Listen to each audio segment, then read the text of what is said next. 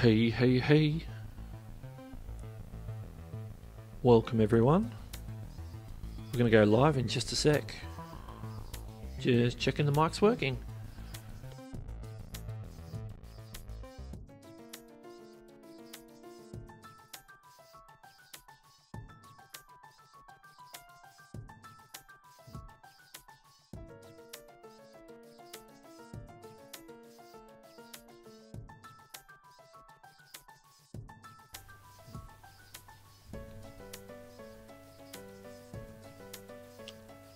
G'day guys, how's everyone going there in YouTube land? I'm going to kill the music a bit here. I can just do that. Boom. Let's get rid of the headphones.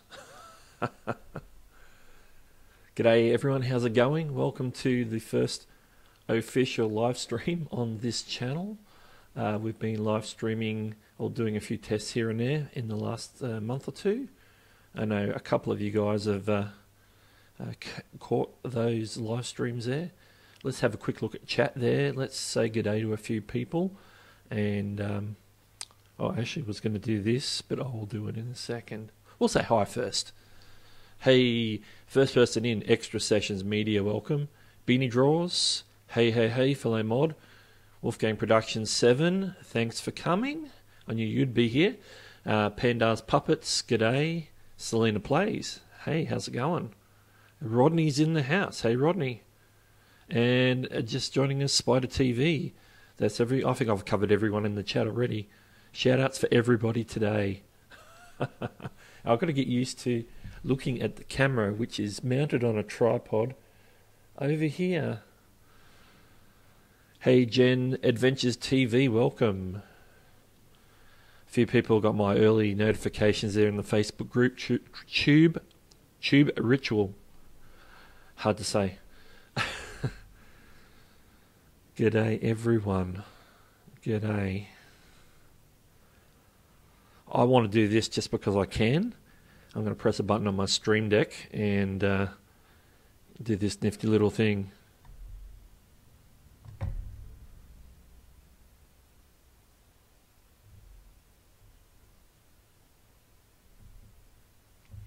And welcome for everyone who has just joined us since the little pre-title welcome. And I'm going to keep an eye on this chat because it's popping today, so I'll do the best I can. Okay, let me go through a few things here before we get into it, because this is a bit of a subscriber hangout, as well as maybe just recapping a little bit on playlists, which is my video I released last weekend, Sunday, I believe. That was a playlist tutorial, just the nuts and bolts of how to do playlists on iPhone, iPad, and on computer. For YouTube, of course. And looking at the camera. Yeah, Rodney, I saw your last live stream. That was, yeah, you're looking at chat, looking at the camera. I wanted to mount the camera right here on top of my monitor, but the camera I've got, the C930E, doesn't swivel. So I had to put it on a tripod just behind the monitor here. So a little bit of tech for you guys. Let me run through what we've got here today. This is my live stream setup, which I posted on Instagram in the last weekend, I think, when I was taking pictures. So here we got a little display for another computer. That's just doing a bit of background there to fill in the bland back wall that we've got at the moment. We'll fix that up later. Got some props in the back. Got my old JVC camera that I don't use for anything, sitting on a tripod, just looking useful. We've got the microphone, of course, with the Brian G patented sock sitting here on the top to give it a bit of effort. And I've also got a pop filter. That's a Samsung Q1U. We've got that on a brand new arm that's just out of shot here, that I picked up from Amazon. I'm becoming very American. I'm buying from Amazon now. My very first purchase from Amazon. Amazon launched in Australia last November to a bit of a fizz, so they're not really dominant on market share here in Australia yet. So we'll see what happens. But hey, I picked it up for $20, so I'm quite happy with that. And yeah, it's Brian G. Soccer for Good One Beanie. Okay, so and I'm also, what I'm using is a Mac. I've got a Mac, my MacBook Air, which is a 2012 model, so nothing fancy. I've got a second monitor, which I'm doing all my OBS and chat is up on this monitor here, just below the camera, and I've got another screen right below that, so it's like a stacked screen instead of a side-by-side. And I mentioned the C930E camera. And down here, I am changing the scenes with my Stream Deck, which I picked up at the same time as I got the camera. I got all that stuff recently, probably a couple of weeks, about 2-3 weeks ago. Stream Deck. So Stream Deck, we can do nifty stuff. We can jump between scenes like that. As a very similar scene, chat and me in the same spot, but we've got other scenes as well. We can go to that one there. It's a chat with a blue background. Actually, one of my stream information things is missing. I should have something up the top of that chat there. Little thing from Stream Deck. So I'm just going to jump over to Stream Deck and see what's going on here. A few teething problems this morning getting this streaming setup working. Oh, wrong screen. Actually, I'm going back to the one with the scroll because I like that at the moment. I'm not sure how clear that chat is on the screen. I'm going to experiment with that. That's showing up. It's got some tweaks on it, like Nick Nimmin does, but I've got it from a particular site that selects the fonts and the colours and everything. Looks like it's got a lot of black around the white there. On my screen is quite small, so I'm not sure how that is for you guys. I'm just going to give the chat a quick browse here because I know that you guys are chatting away and I need to pay attention to that. So let's have a look. Oh, there's a question from Wolfgang Production 7. Do you think they're going to do away with MacBooks? Or yeah, I think they're going to go away from MacBook Airs. The one I'm using, the MacBook Air, they're going to discontinue pretty soon, I think. They pretty much haven't made any new ones for a few years. So they're going to stop selling those soon. So they're just going to have like the other MacBooks, like your MacBook 12 inches and your MacBook Pros, the new fancy ones with the touch bars and stuff like that. So they'll probably do those for a while because definitely they're going to stay in the notebook laptop type market. But I think they're going to get rid of the Airs, even though the Airs are good. But the Airs have been replaced by that 12 inch. It's like an Air without calling it an Air. And yeah, certainly the iPads are out there, and the Pros are sort of positioned in that in between tablet computer market for the Apple computers anyway. So I think the MacBook Airs are going to go very soon. I've seen articles to that effect anyway.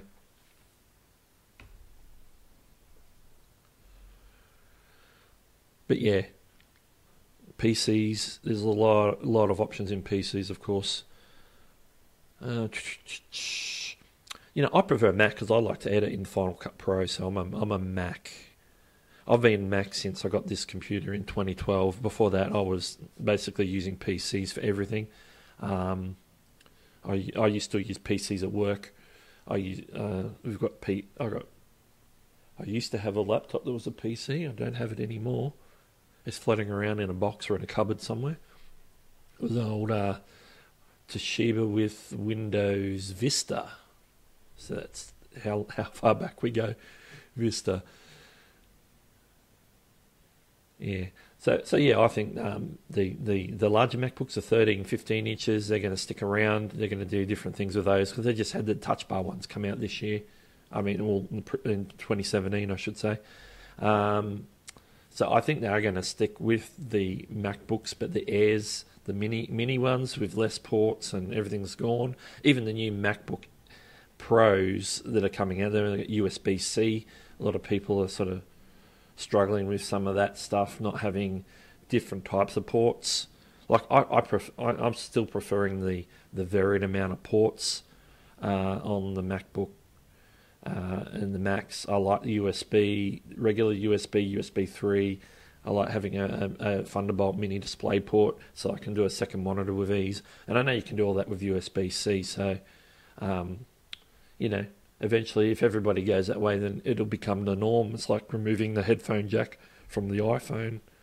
Eventually it's going to come to the norm, but hey, I still got a 6, and I still got a headphone jack. Yay.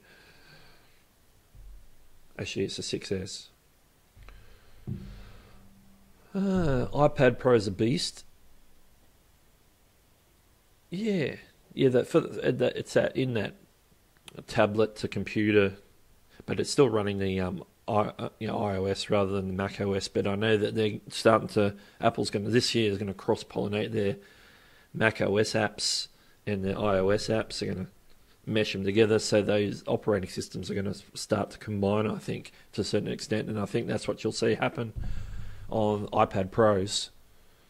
And they got good screen real estate too.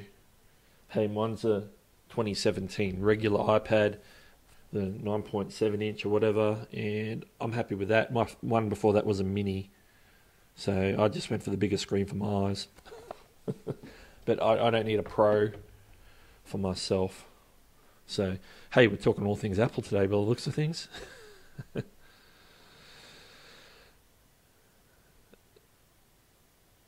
Mac OS has 0 third-party. I'm not sure what that means, extra sessions media.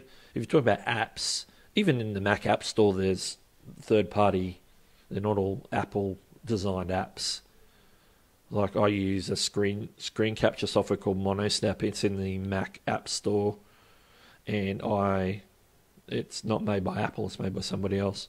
There's a whole bunch of stuff you can get in there. It's like the iOS store, but just not as much stuff. But yeah, you're going to see that cross-pollination of apps because Apple's already talked about that, doing that this year. So anyway, we've got off on a tangent talking about computers. But hey, this is a tech channel, so hey, we can talk about tech stuff all day. That's not a problem. The chat is very lively today. I'm constantly looking at the chat. I'm so used to looking at chat constantly on live streams that I've got to get used to looking at the camera. Probably a bit like what you were saying before, Rodney. I've got to concentrate on looking at the camera and what I'm doing rather than looking at the screens and seeing what's going live and what's happening on the chat. It's going crazy. So anyway, that's let's see what's happening in the chat. If there's any, let's do a few questions. I want to get over and recap some playlist stuff shortly, particularly with Wolfgang Production 7, who's asked me some questions on YouTube chat on that video. So we're going to go and have a look at Wolfgang Production 7 channel and talk about playlists on that particular channel. We'll have a quick look at those. That'll be our little YouTube section of the stream. But if anybody's got any quick tech YouTube related questions, you can throw them in the chat right now, and we'll have a quick look at those just to get everything happening here, and then we'll jump on over and have a look at another screen. I'm going to go check out this. Yeah, my stream. In that little black part there on my screen, there should be little things showing the most recent subscribers and stuff. It's not showing up. It was showing up in pre-stream, and then I had to restart OBS because the chat wasn't working properly, and now the Stream Deck isn't working properly. So I'm going to go over the Stream Decks here real quick. On the fly tech.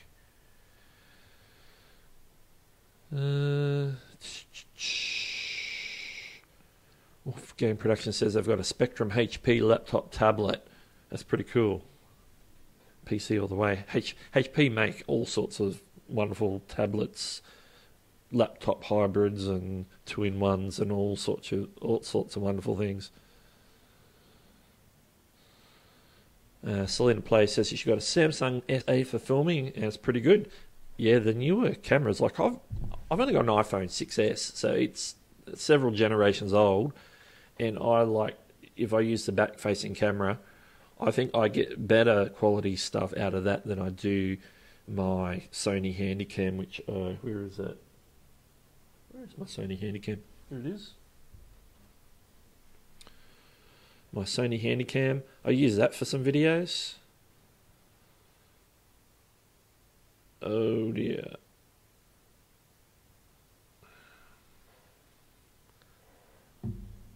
Okay, what's happened there? My OBS's screen has stalled there. It looks like the audio's still working. If people can still hear me, let me know. My whole screen setup has stalled. Standing by.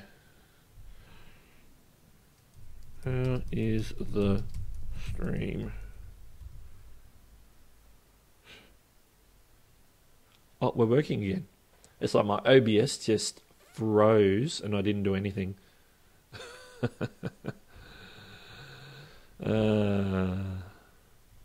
don't know what happened then. It was just like the picture literally froze, the chat froze, everything froze on OBS. That was totally unusual. Hey, that's what happens to streams. Okay, I'm still looking at the chat and the screen all the time. Sorry, guys. I want to stick with what everyone's saying there. I'm back. Still here. Yeah, I could see everything was going out, and it looked like stuff was still feeding out to YouTube. I didn't check my live dash to check my stream. Stream health is good. Okay. All right, we'll keep trucking along there.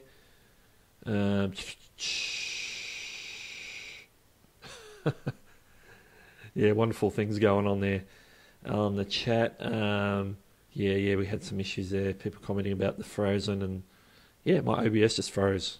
I didn't do anything to change it; it just unfroze itself. So we'll move on. What's everyone saying? Beanie says, I hope I don't accidentally fall asleep for Nick's stream tonight. That's my constant fear with Nick's stream, is that I get, like last Saturday, it basically got to about 5:20 and Nick's stream started dropping in and out, and I just went, oh, well, I'm done. I'm going to bed because I am dog tired. It was like 5:20 a.m. in the morning, and at that point he'd been going for 5 and a bit hours, so I was out of there. So I bailed before the end of the stream, which is not my normal thing. I like to, if I'm moderating, I like to stick through the whole thing if possible. Even if I come in late, like I did on Brian's stream this morning, came in about 15 minutes late. But I like to stick around for those guys, particularly because when you're a mod, you want to put your hand up and hang in there, and be part of the community. So anyway. I do have a camera. I must look at the camera.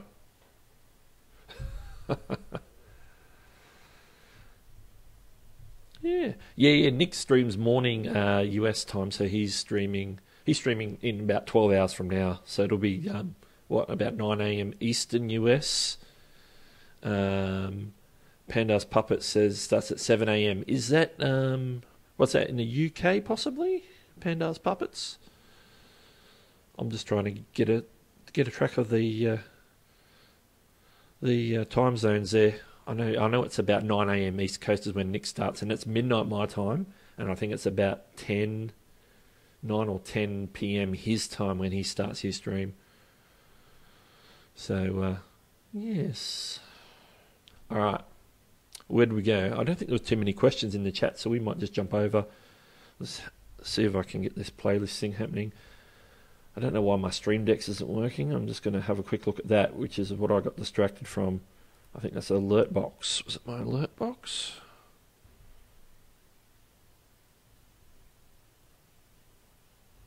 Alert box isn't working. Let's have a look at that. And properties. Is it alert? Event list. It's event list. I'm in the wrong page. We'll get there, guys. As Rodney said before, stream teething issues. Let's see if we can copy. Sometimes if you recopy and paste the URL, it will jumpstart it. Let's see how that goes. And we'll do Test subscribe. Oh, there we go. We've got it working. Ah, on the fly. Lovely. All right. That's not what I want. Stuff going everywhere here now. Open. Turn that off. Turn that off. And open this window. Okay. Playlists. Let's go over to my screen sharing portion. Okay, I've got my other camera in the corner there, just so you can see me sort of through the microphone while I'm talking. Okay, in front of us we've got the channel page for Wolfgang Productions 7, who's asking me some questions following up from my playlist tutorial video that I released last Sunday. And we talked about, on that video, we talked about how you do add to and create playlists on iPad, iOS, in the iOS browser, or just on a mobile browser, really, because it's just the mobile version of YouTube. And also, my brain just went blank there. And also, we covered on the legit, as we have here, the legit YouTube webpage. So here I am in Safari on the webpage. This is Wolfgang Production 7. Now we're talking about playlists. Now, first thing you can see here, you should hopefully... Can you see my... Yeah, why not? Can't see my mouse. Oh, the mouse doesn't show up. Because it's not part of the page. I'm not displaying... yes. I'm not displaying the screen, I'm displaying the web page only. Okay. Beanie, you need to watch my video. It'll tell you how to make and edit playlists on iPad using the YouTube app. Okay. Okay, so if you're in on a laptop, PC, Mac, so just like a normal computer, whether it's a touchscreen or a regular screen, then you're accessing YouTube by the web browser. In this case, I'm using. Oh, I'm peeking out of my mic. I'm leaning too close into it there. I should put some. I should put a clip on that. Next stream, I'll have a clip on that, so I don't clip my mic. Yeah. So on YouTube, whatever browser you use, Safari, Google Chrome, Firefox, Edge. I guess who uses Edge? I'm sure some people do. The best. If you look at my video for that I released, it talks about, right at the beginning of the video, it talks about looking at the YouTube app and the Creator Studio app. And in actual fact, it's easier to use the regular YouTube app to do your playlist management than in the Studio app. You can do some stuff in the Studio app, but it's a lot easier in the regular YouTube app. I could be wrong. Maybe I've missed something there, but just in my experience when I was looking at it, I was looking at one, looking at the other. So my tutorial uses the regular YouTube app. So if you want to check that out, you can go over and check that out later. It should show up on my homepage, and it should be my most recent video if you go to the videos tab. But anyway, let's go and look at Wolfgang Productions 7. This is what I see when I jump over to playlists. Created playlists. All we have here is one that's called created playlists. So this created playlist, that is something that you've possibly just added some videos you want to come back to. Looks like there's a Brian G. Let's go in there. Let's not play something. It's going to play the video, isn't it? Stop. There's a video from 2016 from Brian G. Stop playing the ad. Stop. So you've got a random list of things in that playlist: a Brian G, a Jimmy Kimmel video, some art videos and different things. So this, at some point, you've created like a watch style playlist. Now I'm just going to go back now to that playlist page. Now, because I'm not logged into your account, I can't make changes or show you how to do it. So I'm going to, in a moment, jump over to my page and show you. But when you're on your home page, let's go back to the home page here, you can see that there's playlists listed here. Automatically you have your uploads, which is a default. This shows your most recent videos and going backwards to older videos, which is what these ones are here. And you can look at more by scrolling through the arrows there. Well, I clicked on one. No, go back. I'm just laughing at Beanie's comment. Thanks, Beanie. Okay, what you can see here is uploads. Now, uploads is a default playlist that YouTube creates for you. Every time you upload a video, whether it's this or a live stream or anything you upload, it puts it in there as an automatic playlist. And by default, it puts it at the top of your homepage. So it's there automatically. It's like you don't have to do anything to get that. So it's there, and it's good to go. Now, if we scroll down, there's another section here called recent activities. Now, this isn't specifically a playlist. It's just some recent videos it feels that are recent enough to show. So there's 3 videos there. A stream. They're all streamed. Something's happening there. Some of them, I see. Some of them stream from your phone. Some of them are like this one here, posted video. Okay, so now, because I can't do anything on your web page to show you what to do, I'm going to jump over to my page. Now, this is the new layout. Now, the first thing you want to do is click on Customize Channel to go to the old layout. Now, you can see, but actually, before I do that, actually, this bit's in my video, but I'm going to go over it again. I'm just going to go to Playlist and show you, once that loads. So basically, it just puts like a little thumbnail, and then you see a number in the black shaded section, which is how many videos are in each playlist. These are all playlists that I've created. I created this one in my tutorial, YouTube monetization. I had about 5 videos that touched on that, so they're all in the in that playlist, and I talked about that on the video. So let's just go back up here to Customize Channel. When you click on that, that's going to take you from the new layout to the old layout. You can see now I'm in the older layout of YouTube. I'm still on the playlist page, but it just looks slightly different. Once you get into this section, this is where you can do stuff. Once you're in here, you can see Create a Playlist. You can see this section here right next to the heading, Create a Playlist. There's a button that says New Playlist. So if you want to create a playlist, the first thing you want to do is click on that.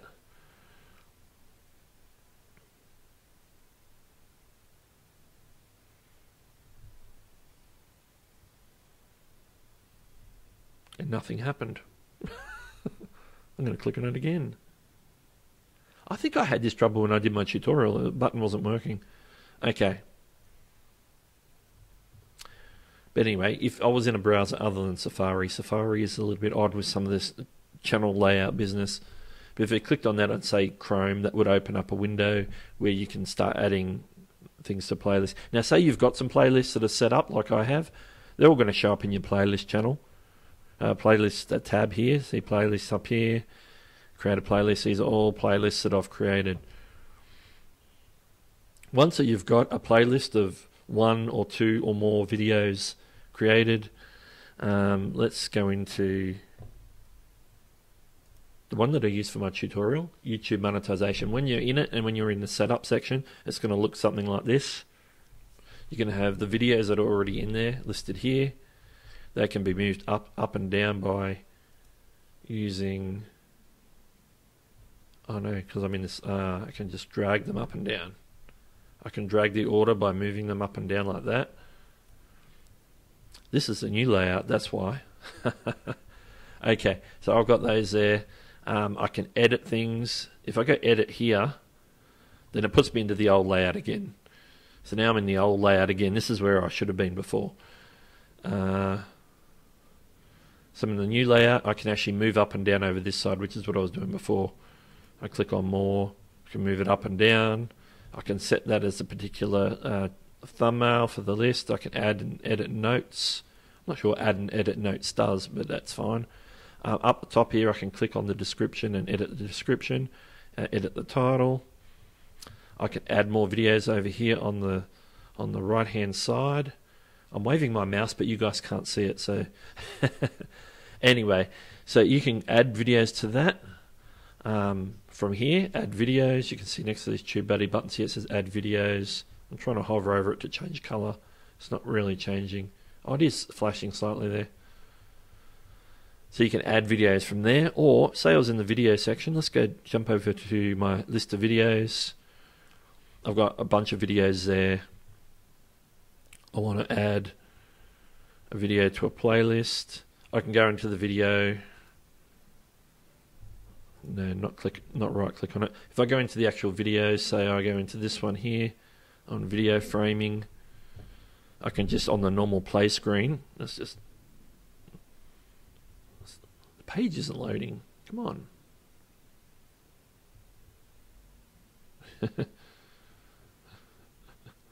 That's good. I'm just trying to glance over to the chat every now and then just to see how everything's going there. I think my mic keeps peeking out. I'm going to push my mic to the side a little bit. Sorry if it's peeking out on you guys wearing headphones. Okay. If I want to add, say, this video on video framing to a playlist, I could go over to this along the little with a thumbs up, thumbs down, share, and then there's this one that says add to. I can click on that. This is all in the tutorial anyway. I can click on that and I can just check the box of the playlist that I want to add it to. So you can add videos to playlists a whole bunch of ways. So now to the question about, let me go, I just clicked on somebody else's video. Okay. Now, go back to the home page. How do you add a playlist to the home page? This is in the video as well, but you can see at the moment I've got, after the watch next, welcome part that YouTube manages automatically, you've got, I've got my recommended videos, which is a playlist that I created. I've moved that to the top as a recommended. Put that up there based on Brian G. Johnson's last video from a couple of days ago. It was yesterday, actually, on playlists. I used to have my uploads at the top. And as soon as I watched Brian's video, he said, don't put your uploads list at the top of your homepage. So it's now moved down near the bottom here. There's my uploads list there. So what I've done is I've moved the recommended videos, which is the videos that have had the most success on my channel, moved them to the top because they're the winners in various ways. And they're not in order because I'm sure I had one that had way more views than 81. That one's got 100. That's my very first video there, making video titled Assets on Final Cut Pro. There is a video here that's not on this list. Okay. Thought it was in there. Anyway, I digress. I digress. I'm sorry, I digress much when I'm plodding along on a web page or doing something and I get sidetracked. Okay.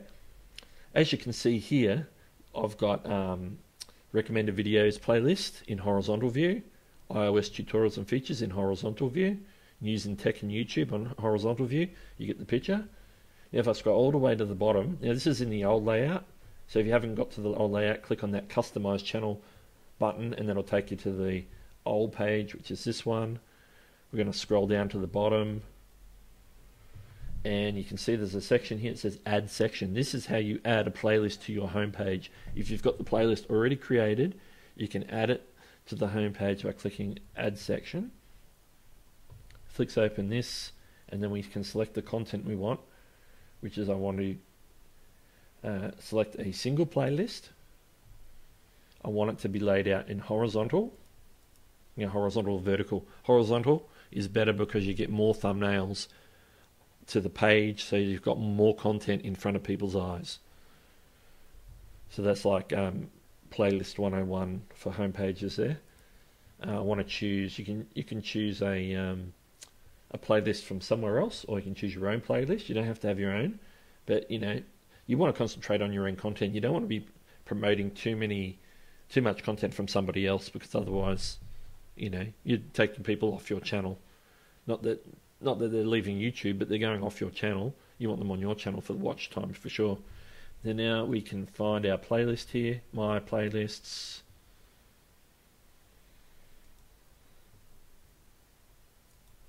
And it's not working because I'm in Safari. I had this trouble. You'll notice that if you watch the playlist, oh, there we go. So it's selected News in Tech and YouTube. In Safari, this pull down list doesn't appear properly, so I can select it and actually scroll, and I can design elements for social media and online. So I want to add that to my, I'm going to click done, and now I've got a section called design elements for social media and online on my home page. Now I can maneuver that up and down the page using these arrows that are just over the side here where the pencil is, up and down. This just moves the whole section of the home page up and down. So I've just moved that down again. So I'm going to move it up a couple. Put it above there. And do I have that? I don't have that on here already. I'm going to put that on here.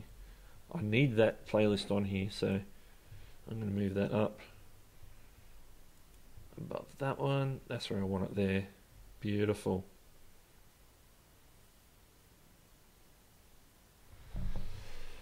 Okay. So yeah, so that's basically the gist. Now all that's in the video, so you can go back to the video if you need to go over it. First of all, let's go back to Wolfgang Production 7's list. Now at the moment you can see that she has a playlist here that she's created called Favorites. It's not showing up on her homepage. She could have that if she wanted to, even though it's other people's work. If she wanted to, she could have that playlist showing up on the homepage by going over to Home and then clicking on that Customize button that would be there, but it's not on here because I'm not an admin on this channel, of course. And then that will take you to the old layout, and then you can go to the bottom and click Add Section. Once you add that section, you can just go to say you want a playlist and pick the playlist. So that's in short the summary on how to do that. I think I've waffled on a fair bit about playlists now on this live stream. Oh dear. We've been going 38 minutes, and I think I've spent at least the last 10 to 15 of that talking about playlists. Well, that's exactly right. I'm just looking at the comments here. You don't want to put that particular playlist on. So first thing you want to do is once you go into that customize channel and you're in the old layout, click on your playlist section and then click on add playlist and start creating some playlists. Start putting videos that go together for some reason, whether they're the same topic or the ones that you just want to, these are the ones I like and I want to promote, whatever that is. Then you can just put them into that playlist and save it, and then go to your home page and put that whole playlist onto your home page. So the first thing you have to do is create the playlist, and then once it's you've got a playlist created, you can move that, you can add that playlist to your home page. So yeah, all that's in the video. Sometimes you have to play it a couple of times to get it, and we can revisit that again at another time. So that's the summary. Anybody got any more questions about playlists while we're here? I'm going to have a quick look through the chat here. Hopefully I didn't miss too much. Like I've got a playlist on my channel that is one I put together early on in my channel, which is for young gamers, YouTube tips and suggested videos. So it's got a couple of my videos, and then it goes into some videos from, let's actually go into that and have a look. Now there's way too many videos probably for a playlist, really. You don't really want to have 27 videos in a playlist. So basically this is a playlist, so you can potentially have your own stuff in a playlist and other people's videos in a playlist. So you can make a playlist. If there's something something of somebody else's you want to promote, you can certainly put it in a playlist and put that on your homepage. If you really feel motivated to promote somebody else's work, which, hey, I did. I wanted young gamers and people to go on live streams like this. Beanie will relate to this, I'm sure. People who go on to live streams and they're typically underage, under 16 or younger. There's people on there with channels that are either gaming channels, or they're trying to be young vloggers because they're probably fans of Logan and Jake Paul or something. I don't know what their motivation is, but everybody wants to either be a blogger or a gamer when they're that age. And so this is the playlist I put together on some basics for YouTube. I did a video early in my channel called 4 Mistakes Young Gaming Channels Make, and that was targeted at those particular viewers. And then I thought, well, how to do channel laying out channel art was an important thing, so I when I did a video on that, I added that to the playlist. And then everything else here, there's videos from Nick Nimmin, Brian G. Johnson, Creative Fundamentals, and I think that's about it. I don't think I've got anything by anybody else. Let's have a look. Oh, look, there's me at the bottom. I added one. But there's stuff like OBS tutorial from Nick Nimmin, how to add chat to OBS. Because people want to know, I want to know how to live stream. I want to know how to use OBS. How do I? And they might be in the chats on Nick Nimmin's stream or Brian G. Johnson's stream or any stream, really going, hey, sub for sub, sub for sub, sub for sub. So I've got there's a video on sub for sub by Brian G. from last year. There's one from Dan at Creative Fundamentals, how to comment on video YouTubes. How do you comment the right way? And that sort of relates to sub for sub. Don't go on people's comments and sub for sub. So this is a playlist I thought was handy for people who are young gamers or underage gamers who are trying to get into YouTube. So I just thought I'd put a compilation together. So that's my little tangent on why I did that particular playlist that has other people's content. Anyway, let me go back to hey. Okay, well, let's look at the chat right now, because I know there's some comments there. Extra Sessions Media says create a studio playlist, and there's an option of public or private. That's probably an answer to somebody else's. Oh, you can choose public or private for all playlists. That's right. It's a bit like a video. You can make it public, private, and there's unlisted as well. You can actually have it unlisted. It's exactly the same as a normal video. There's actually 3 options.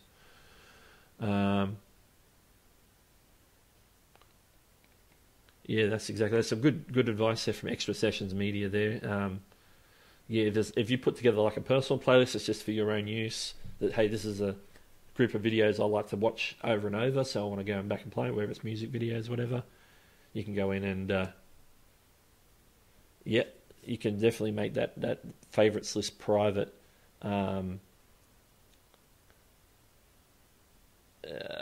That's a good question. Let's have a look at that now. Okay, say let's go back to my playlists. I'm going to pick a playlist of mine in my playlist list. Let's go to playlist. Whoop, scrolling too quick. Let me go over to the screen. That was a Brian G. I forgot to go to my screen. Okay, here we are on the screen. I should have a video. Let's see, what have I got that I don't want people to look at particularly?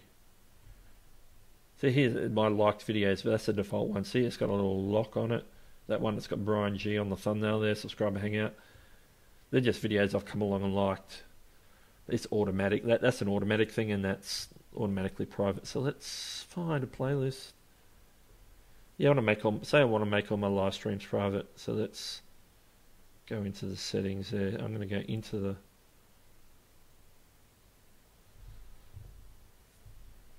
here. I'm just winging it here because I've done it on iPad, but I haven't done it on computer. So let's go into edit first of all. Here we go. Once you're in edit and you're in the old layout, there's a thing here called playlist settings. It should be flashing a little bit here. Next to the play all and share playlist settings, if you go in there. And playlist privacy is currently set for public. I could go in and change that to private or unlisted. Unlisted is probably fine. The thing with unlisted is no one will see it. But if you wanted to share it with somebody, you could send them a link. Private means it's totally private. You couldn't share it with anybody. So that's where you would do it. So you would just pick your option. Say I wanted to go unlisted and then click save. But I don't actually want to do that with this one. So yeah, so that's where it is right there. So make sure click edit if you're in the new layout to go to the old layout. and then look for this button here with the cog that says playlist settings. This is all from within the playlist, so there it is there. I'll keep moving my mouse and nobody knows. Nobody can see it. Maybe I need to start running Google Chrome, but it's a little bit iffy on my Mac. So I can run that little thing where you can see my mouse.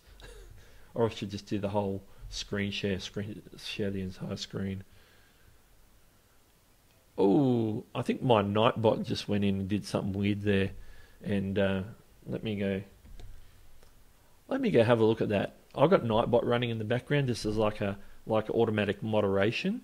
I'm mucking around with it, and it just killed all Wolfgang Productions 7's messages. So let me just go see what happened there. Hey, this is this is a tech channel, and we're live stream tutorial, and everything's going on. Nightbot timed you out for 5 seconds. Luckily, I set some low thresholds on Nightbot because I thought that might happen. Let me go and tell Nightbot to behave. Nightbot, what are you doing?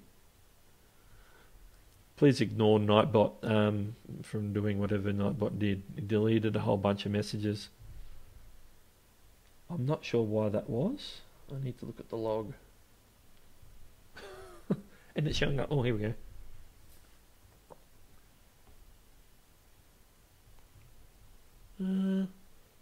It's showing me all the messages. I don't even know how to use Nightbot.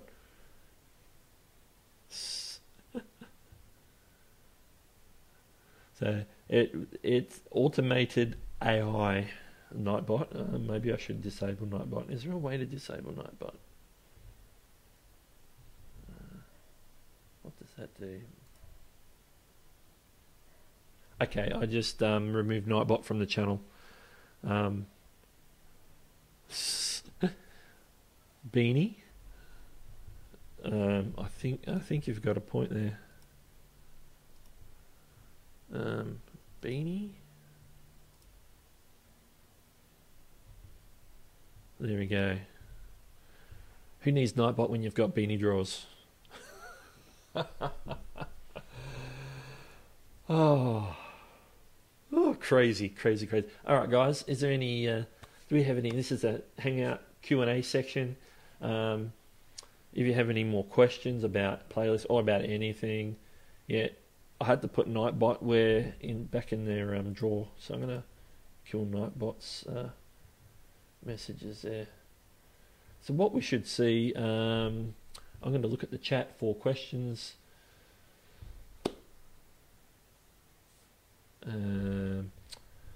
Wolfgang Production said, "Did it work?" Oh, did you? Oh, let's go have a look. If I can find. I need to do that. Hey, Rodney's back. Hey, Rodney. Let's have a look what's happened there. It has hidden it. Well done. Wolfgang Productions, you've hidden that favourites playlist. It's no longer appearing to me. So you've done it correctly. So that's a win. Big thumbs up. Oh, look, I'm on camera. Big thumbs up there. I'm actually going to go and put a thumbs up in the...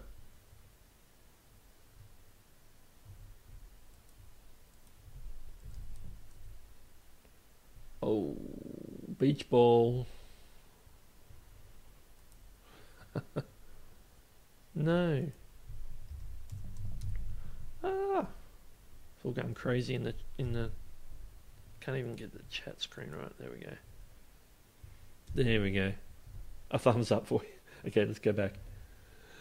Oh dear. There we go, we're back. Okay, I'm gonna look at the chat and see what's going on here. I should pretend to look sideways at the chat here, shouldn't I? Hey, let's look at the chat over here. Like a weatherman. Hey, let's look at the chat. Okay, Rodney's at work, so he's in and out. That's good. Yeah, big win for Wolfgang Productions. We got that playlist, that personal playlist hidden. So that's the multiple repeated letters. Yeah, I put a low threshold on that, so it was only like a 5 second timeout. So it's like but then it deletes all the other messages above it. So that's the thing with timeouts on YouTube, is it takes out the recent ones at the top as well.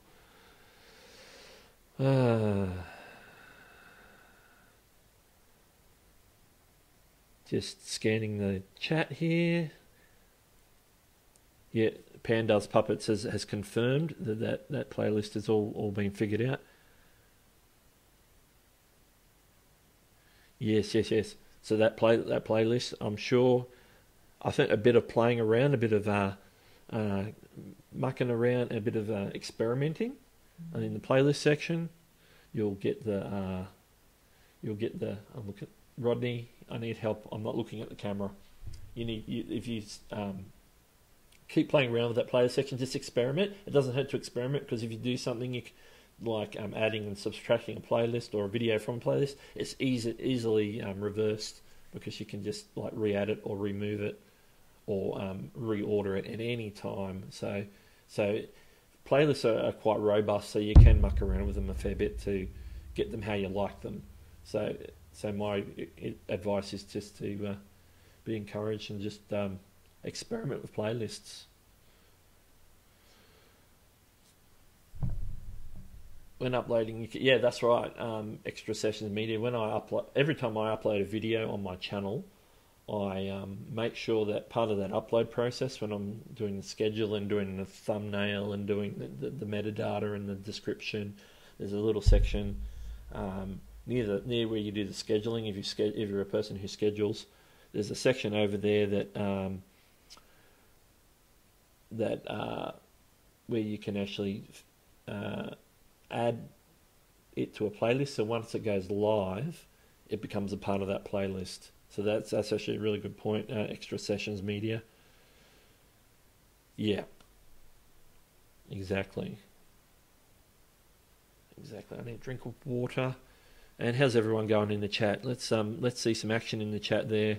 And any questions about anything that's not playlists, or you can, if you've still got questions about playlists, but if you have, look at that, and you can see on this chat, I'm just looking at the chat on OBS right now. Oh, I can't get this right. No, I'm pointing the wrong way. There we go. Look at that. Beanie Draws as a moderator. He's got his own colour. Oh, and that just hurt my arm bending it that way.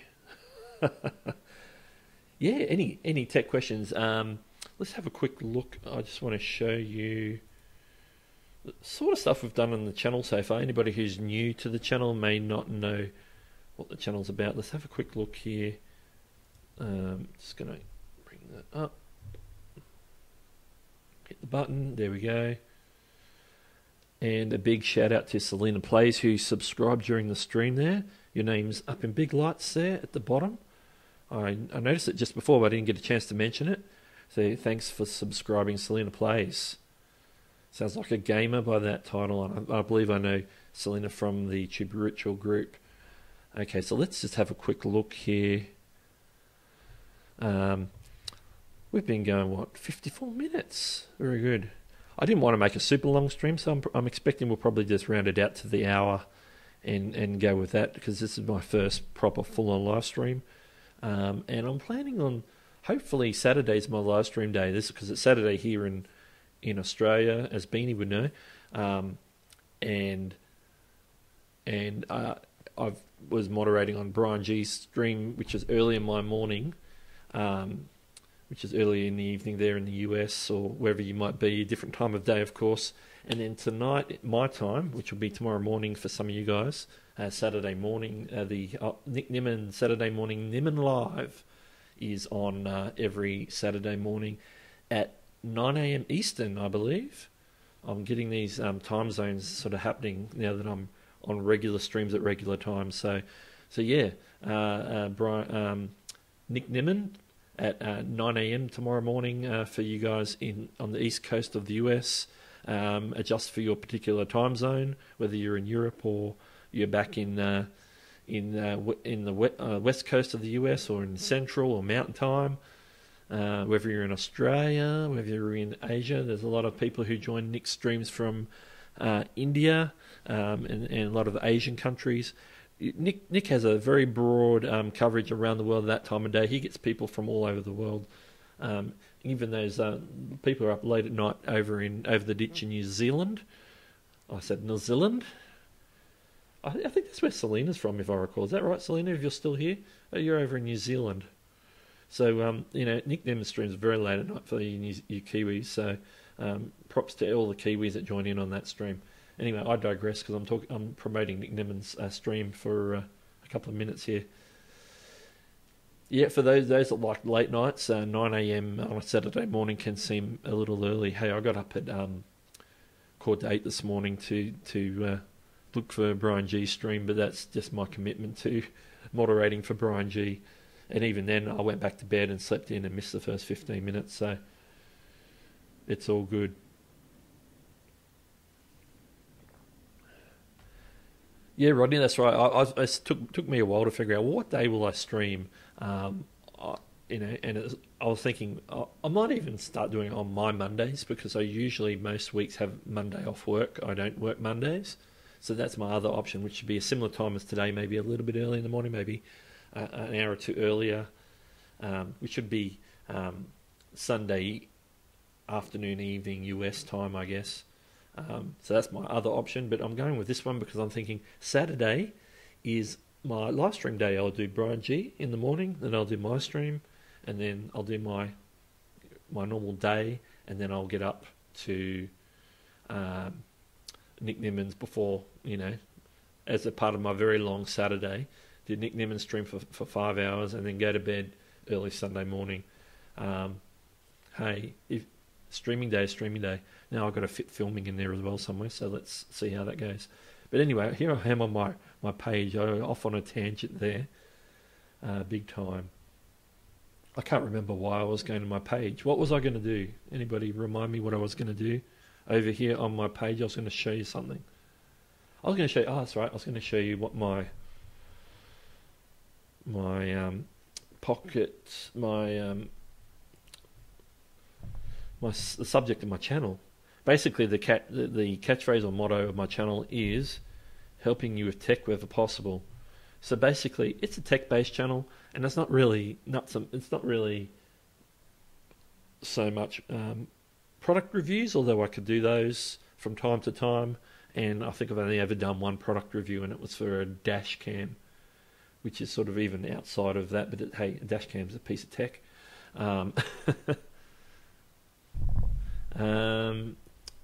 So I talk about all sorts of stuff in regards to, I'm sort of leaning more towards the tutorials and how-tos. So recently I did a Canva online tutorial. You can see here, if I can scroll up and not down, there's a Canva tutorial that I did.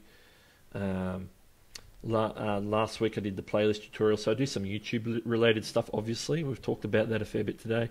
And I do a bit of, when there's notable YouTube news, I just sort of jump in and do a video real quick. I might even start doing those as lives rather than pre-recorded. But most of those I've done at work because the news has popped up in my morning. I've woken up and there's been a blog post from YouTube, or there's been this is the camera that's on. I should be looking at this camera. A blog post that's on, or a video from Creator Insiders or something where they've just announced something for YouTube that's like a big change. Like back in January, a few weeks ago, we've had the partner program. So I had the two videos back to back. They were only like a day apart.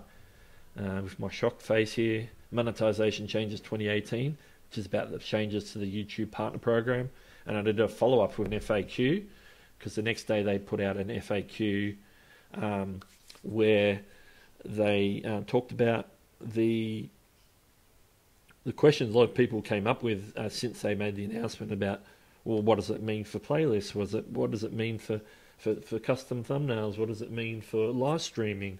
What does it mean for end cards and info cards? And so that's all answered in that video. So if there's anything newsworthy in YouTube, I'm not going to touch the Logan Paul garbage, but I'm going to, if it affects creators and stuff in a major way, like important news, I do it as a sort of a news flash style video. So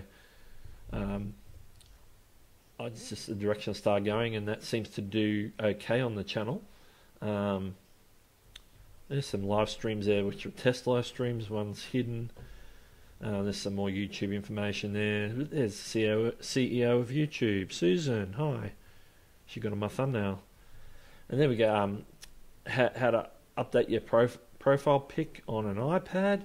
So that's a lot of how-tos. So, hey, how do I do this on my iPad? How do I use Canva? The Canva one, cover Canva on mobile and on their website.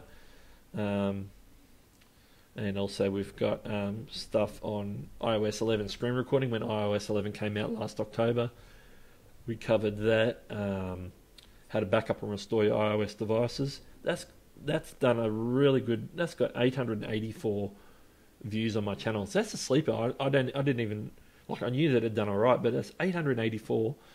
You know, and currently I've got 160 odd subscribers. To have 884 views on that, that's an evergreen video. That's a video that, and I just clicked on it. That's a video that people people want to watch. A video that people search. There's a video there. I need to go back because I didn't want to go to it.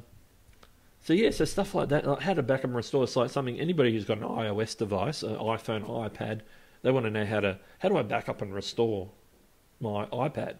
So there it is. What else do we talk about? Laying out your YouTube channel art. So I talked about I did talk about like design stuff that a lot of people talk about. Oh, you need design stuff. Nick Nimmin talks a lot about design stuff. I talked about, well, this is how you divide your screen. This is where you've got to put it on the screen. So we've got stuff like that. We've done a few tutorials using Photoshop Mix to remove background. So if you take your photo and you want to use, say it's your headshot, and you want to use it in your thumbnail, you want to cut out the background. So I talked about that in 2 different videos because I did one video here. It's my best video on the channel, over 2,000 views here. Background removal, that's the first one. I'm trying to direct people to the second one because I got updated information, some parts that I didn't cover on the first one. So I want to try and start pushing them to this one, background removal revisited. It's only up to 83 views. So I've put some info cards and some redirects and a pinned comment to say, hey, you guys, you need to go and check out this other video because it's got more information than the old video. Now we're getting back to, these are some of the early ones on the channel. So talked about how to update, how to design social media profile pictures. So that's more of a design and creating thing. I did that in GIMP, little GIMP logo there. So we've got some tutorials there. My very first one, and this is something I want to do more of, is making Final Cut Pro tutorials on maybe some little tips and stuff. There's a lot of channels out there already doing Final Cut Pro, but I think I can add my little voice to that as well. So this is my first one. My first ever video was how to make video title assets in Final Cut Pro because I had an inspired idea. I was already working on another channel that I have, so I was using Final Cut Pro a lot. I'm going to switch to another camera here. So I was using the Final Cut Pro a lot to do the videos on my other channel, and then I was starting this channel. I thought, well, this is something perfect for this channel. It's a how-to video, so I'm going to jump on, and I worked out a way to do some basic motion graphics in Final Cut Pro, so without using motion, because I don't have motion, but I'm going to get motion. So I did some basic stuff where I did some layers and added some motion, so some text and some background, and how you would output that to make it an automatic overlay file. So it's basically a video file you can place in your timeline over top of video, and it would just become a lower third or a top third or something like that. So that was my very first video. I'm reminiscing too much. Anyway, I'm going to go back to, let's go back to let's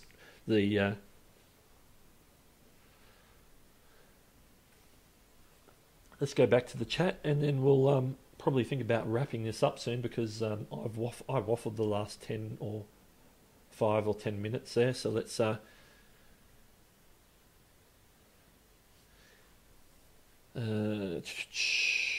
lots of comments from Wolfgang Productions. Thanks for the lovely comments there. Yeah, MacBook once, but hard. Yeah. Well, you got to go with what you go with. Like, I understand a lot of people prefer PC. Like, I use PCs for things as well. So you got to go with what you're comfortable with.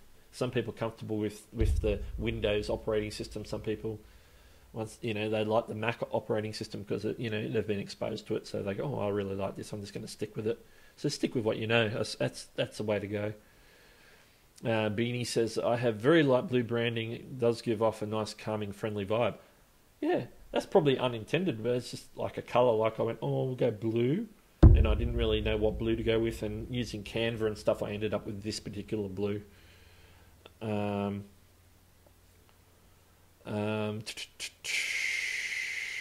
Yes, nice. Yeah, what I was going to say, my mind went blank. It must be time to end the stream. Very soon. Have a coffee.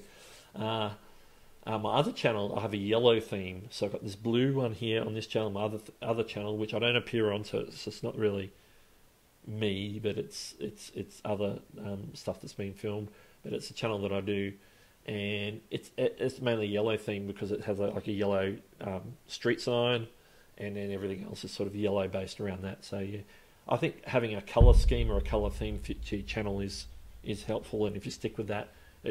Sort of that congruency that Brian G talks about. Nick Nimmin talks about channel authority and visual authority. So I think that's something that's really, really helpful if you can work on that. And I picked most of that stuff up from watching Nick Nimmin particularly and a few other streamers. I had to, like my first one, though, these are not my first thumbnails, what I was just showing you. They're the ones I redid. My first ones are all different and wacky and I think a couple of them might have had more than one iteration where I really had to fix everything up. So back to the chat real quick. And if you're still here, Panda Puppets, thanks. I know you said you got to run. You're probably already gone. I saw that message a few minutes ago, so you're probably gone. So have a good one. And Wolfgang's there. Doug, I hate bothering you so much. Hey, no problem. The motto of the channel is helping you with tech wherever possible. So if it's possible, we'll try and help out within reason. So when you're helping people, you got to have patience. I think being a tech /help/tutorial channel, you got to have a lot of patience. And sometimes you explain something one way for somebody, and sometimes it needs to be explained in a slightly different way for somebody to get it, because everybody has different ways of learning. So we do the best we can, and we learn as ourselves as we go along. When you're creating this sort of content, you sort of what works, what doesn't work. Well, for the better than going. Just going to sit here and read the chat quietly. Actually, I know somebody who actually live streams like that. Half the time you're looking at their forehead because they're typing stuff in, putting stuff up on their chat or up on their screen, and they're just sort of looking around and looking at their 3 screens and stuff, and it's like, not really exciting. So you don't want any. It's a bit like radio. I think you don't want any dead air when you live stream. That's something I. If you want to get into live streaming, I tell you, the way I learned how to live stream, and why it's probably coming out this way now, is from watching people like Nick and Brian do the live streams, listening to podcasts like Owen Video, listening to his business video podcast. They sometimes talk about live streaming and stuff. The Ross and Nez podcast with Ross Brand and Professor Nez. Everybody should know Professor Nez. He pops up on Nick's stream sometimes in the chat.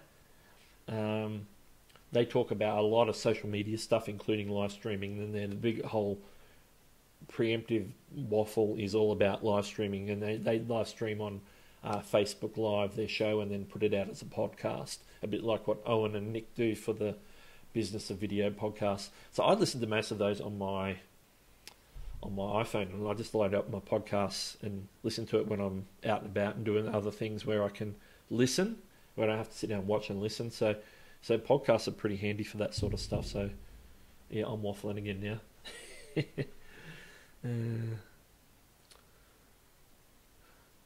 Beanie, the amount of streams that you watch, I'm sure you've seen all sorts of wonderful things. Like I've watched a lot of live streams like from gamers because before I got into doing YouTube, I watched YouTube and I watched a lot of games, particularly around Minecraft. And I'm not a big gamer. Like I've played Minecraft myself, and I actually started a Minecraft channel myself. I'll put my hand up for that one. It's still out there, and it's still got videos on it, and a couple of them have got hundreds of thousands of views just because it was an interesting topic around Minecraft that was pretty contemporary at the time, and I started a few series, but I had some technical problems. Obviously, recording a gaming channel is more demanding on your hardware, and obviously I'm running Macs and I'm not running PC, so I'm not running a gaming computer. So I'm putting out. At that time, I was putting out the occasional Minecraft sort of multiplayer server series with some other people who are on the server with me, and then not really didn't get as far enough to do any tutorials. But I did do live streams. I was on Mixer. At the time, it was called Beam. It's now called Mixer. I was dabbling with live streaming then, so it was basically the gaming thing with a little bit of an overlay. I didn't have a webcam, so I didn't have a webcam, so it was no face cam for that. So it was just me and my microphone and the basic overlays, and I didn't even have a chat overlay or anything like that. It was just pretty basic, but I dabbled, and that sort of got me used to using OBS and using figuring out, how do you put the string key in, and how do you do this, and how do you monitor your stream on their website, which was on Beam, which is now Mixer. How do you moderate? How do you keep an eye on the chat? Yeah, I had a few people come in. I'm getting way more viewers here just on YouTube doing this sort of thing than I was getting playing Minecraft over on Beam. So unless you're a known streamer, then a few people would pop in and subscribe to you, but whether they came back on a regular basis. And at one point I was probably streaming like every 1 or 2 weeks on the weekend, just do a live stream whenever I could fit one in, maybe for an hour or two, and then I put that up on that other YouTube channel, which is a Minecraft channel. So I've had a bit of experience. So now I'm dialing in my OBS, this sort of setup, and this is working. I've been working on this for a while, but I'm still going to tweak it some more because I have some other ideas. I was working on some overlays last night, which might give it more of a bordered overlay, a bit like what Rodney's got on his channel there, and what Roberto Blake does on his channel, where he's got like a box with him and a box with his chat. So I'll experiment with all that because it's fun. I just want to jump into the chat again because we've had a few people dropping in. Danger Dudes, she's a maniac. Whoa, are you listening to some music there? Go Pappy Go, bite-sized tips. Just stopped by to say hi to Doug and Beanie. Yeah. Oh, we got a YouTube question here. Wolfgang Production 7 has asked, "How do people get thousands of subscribers?" That's a great question. How many subscribers do I have?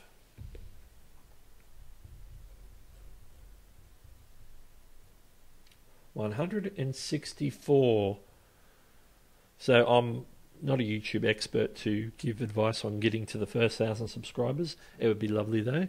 Dan the Man Career over at Creative Fundamentals, he got up there real quick all of a sudden. He started his channel after I started this channel, and he was regular. He posted a couple of times a week. He did a lot of informational content, how-to stuff, and then he hit a trending topic and just exploded. So how Dan did that's if you probably good to go and study his channel, because he's Beanie can speak to growing an audience. He's got close to 14,000 subscribers.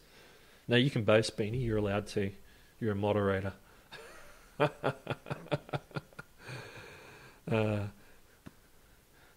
I think it is building a body of work. First of all, is I don't think you can get 1,000 subscribers on 20 or 30 videos. I think you need to be getting regular content out.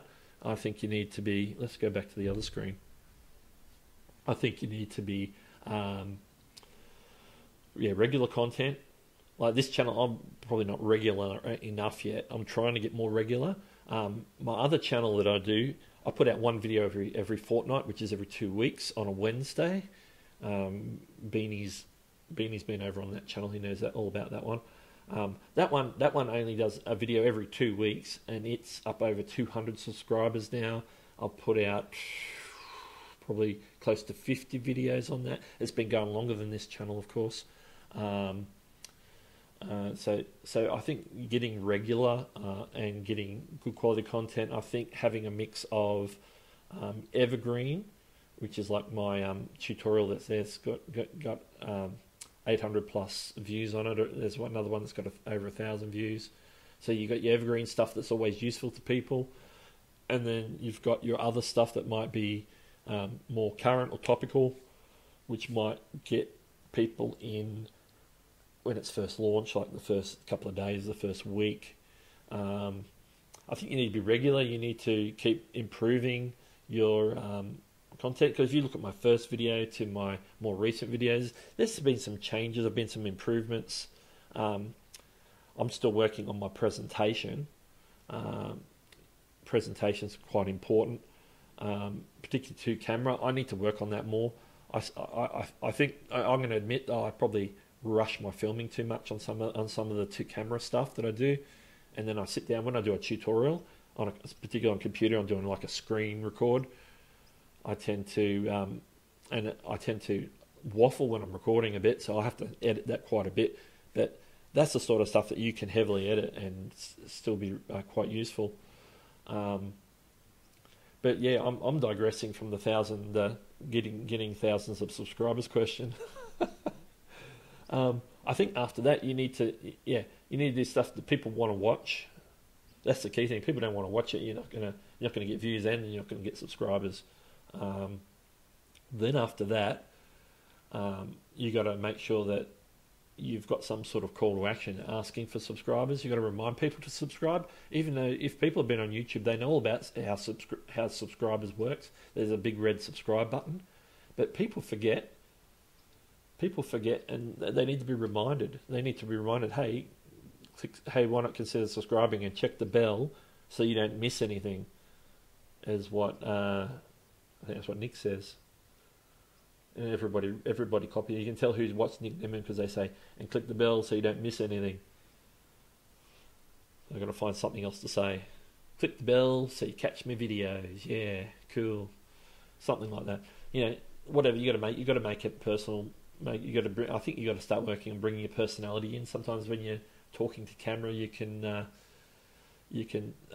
particularly if you've got like a word for word script, you can become robotic in your presentation. So you got to learn to be natural and be yourself, but cover your points succinctly. Particularly if it's something where you got to talk about stuff.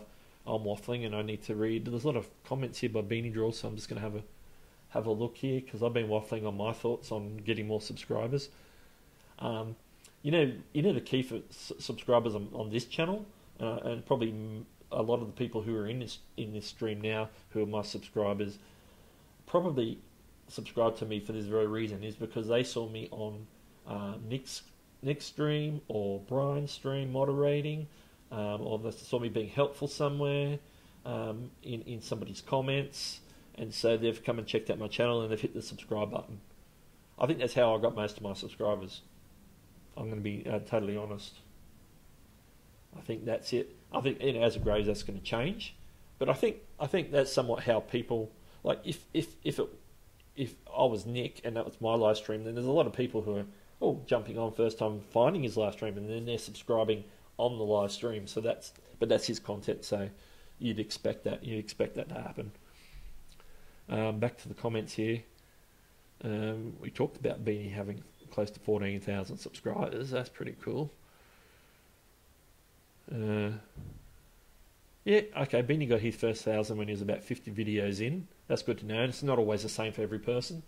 Some get there quicker, some get there slower. I'm not sure how many Dan at Creative Fundamentals had, but before he put out that YouTube partner program video, where he had like a mini rant and got all those subscribers. He was at like 700 odd, and then he just exploded. I don't know what he's on now.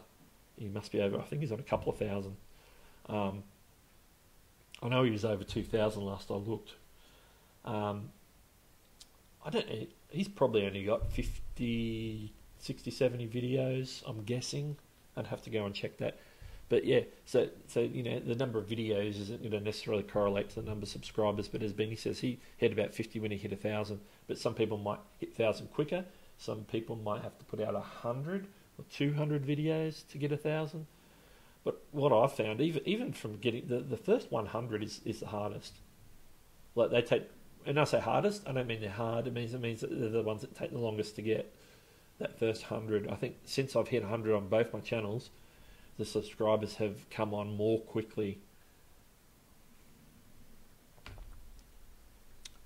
Yeah, I've gone a little bit longer than what I had planned. I was planning on wrapping up, but the people are still here, and we're talking about stuff. A bit of YouTube information here. The bell, yeah, the bell's certainly important. I was just commenting in the Tube Ritual group. Somebody was asking about subscribers getting notifications. It's like, well, if people don't check the bell, they're not going to get notified. You'll show up in their sub feed, but they're not going to get a notification. In that top right hand side of the YouTube. Hang on, let's go have a look at that. That top right hand side, there's a bell with a red number on it. That's the notification area. If you check the bell, then you should get them showing up in this notification list. See, I have the bell checked for Brian G. Johnson. I got his live stream pop in 4 hours ago. When TubeBuddy uploaded a video, they popped in there. I'm getting Stu Crompton. Do it for Stu, everyone. I subscribed to him in that stream with Nick Nemman. Beanie should remember this. And I must have checked the bell because I'm getting notifications for Stu every time he's posted a video. And I'm not into bricklaying. I typically don't subscribe to people who, unless it's something I'm into or there's some value for me, because, you know, I'm certainly not a subscriber to the subs for sub theory or the subscribing to someone because they subscribe to you. But I find I do subscribe to people sometimes who are my subscribers or who are in the Tube Ritual group just because they've given me some information or have some interesting thoughts on YouTube or whatever on their screen. Like to be honest, I don't think I've got any vloggers that I subscribe to. I'm not into vlogs, so that's something I don't subscribe to. I'm more into how-to videos and informational stuff. I like people talking about, like if you go to my personal channel where I have all my subscribers, I've got a bunch of Minecraft and gaming channels. I have, let's go back to the screen. I have channels I subscribe to. I try and subscribe to all the YouTube help stuff on this channel, although I do subscribe to Nick and Brian and a few others on my personal channel where I just have all my sub lists. A few people who do like talk about comic book shows or stuff like DC TV stuff or Marvel. I'm sort of into that. I'm pretty into Marvel movies and not as much as the DC movies, but hey, all the TV programs, your Agents of Shields and your Flash and Arrowverse type stuff. On all the mainstream stuff, at least some of the peripheral Marvel stuff on Hulu and stuff, I don't get that here, so I don't watch that. I have, what else do I have over there bookmarked? I have a few other channels there, but as I said, none of them are vlogs. So back to the chat. Suggestions for channel art.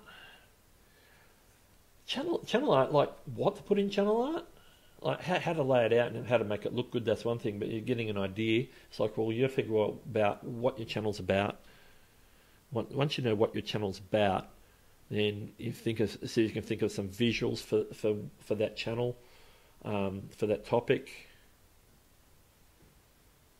Um,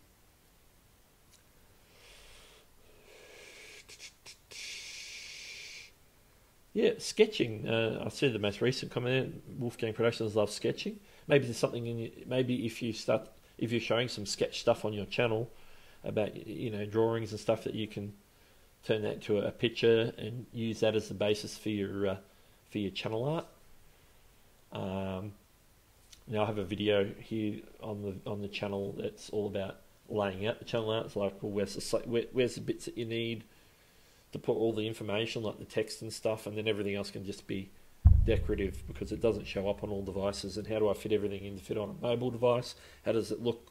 How does it fit in on your computer? Like this one here, like this artwork here. That's only a middle bar part of your channel art. There's the stuff at the top and the bottom. It sort of just continues. Say if you're on a TV or whatever, and if you're on a mobile, it sort of cuts off. See where the edge of it's like a sharp edge on where my shoulder should be, about there, and where my words end on the other side. That's where it gets cut off on mobile. So yeah, channel art is an art in itself. I think you're not going to come up with the perfect one the first time.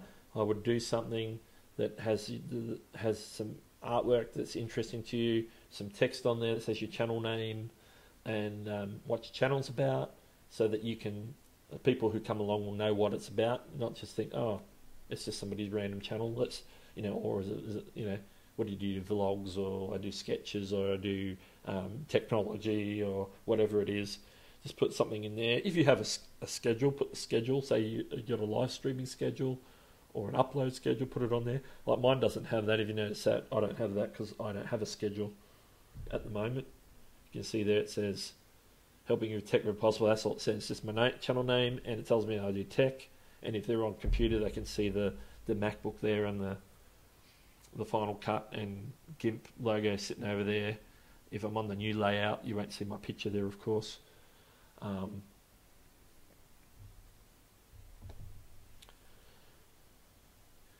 Beanie makes a good point there, actually, because I checked that out when I was doing my channel art video, which is in the list of videos there on the channel, of course.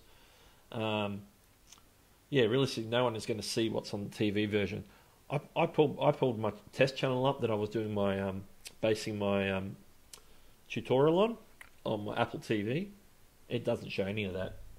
So you're right, it only like crops it to a portion, which is up sort of similar to like somewhere between the browser channel header and the mobile channel header. So somewhere in that range, really. So I guess it just depends on what device, and I don't have a device that displays the entire thing, but I'm sure there might be a device that's still out there that does it. Otherwise, they probably wouldn't still ask for those large dimensions.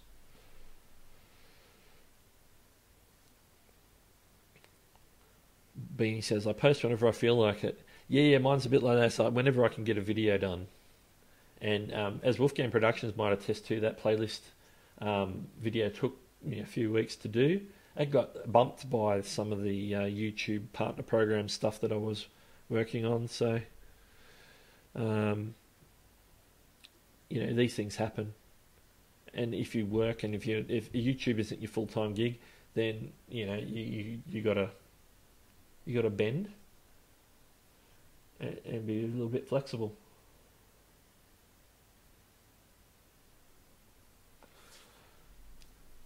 Yeah, and Wolfgang Production says, I need a graphic designer. Yes, sometimes not everybody, because that's like I've done a little bit of dabbling in that, and I end up doing my own on Canva.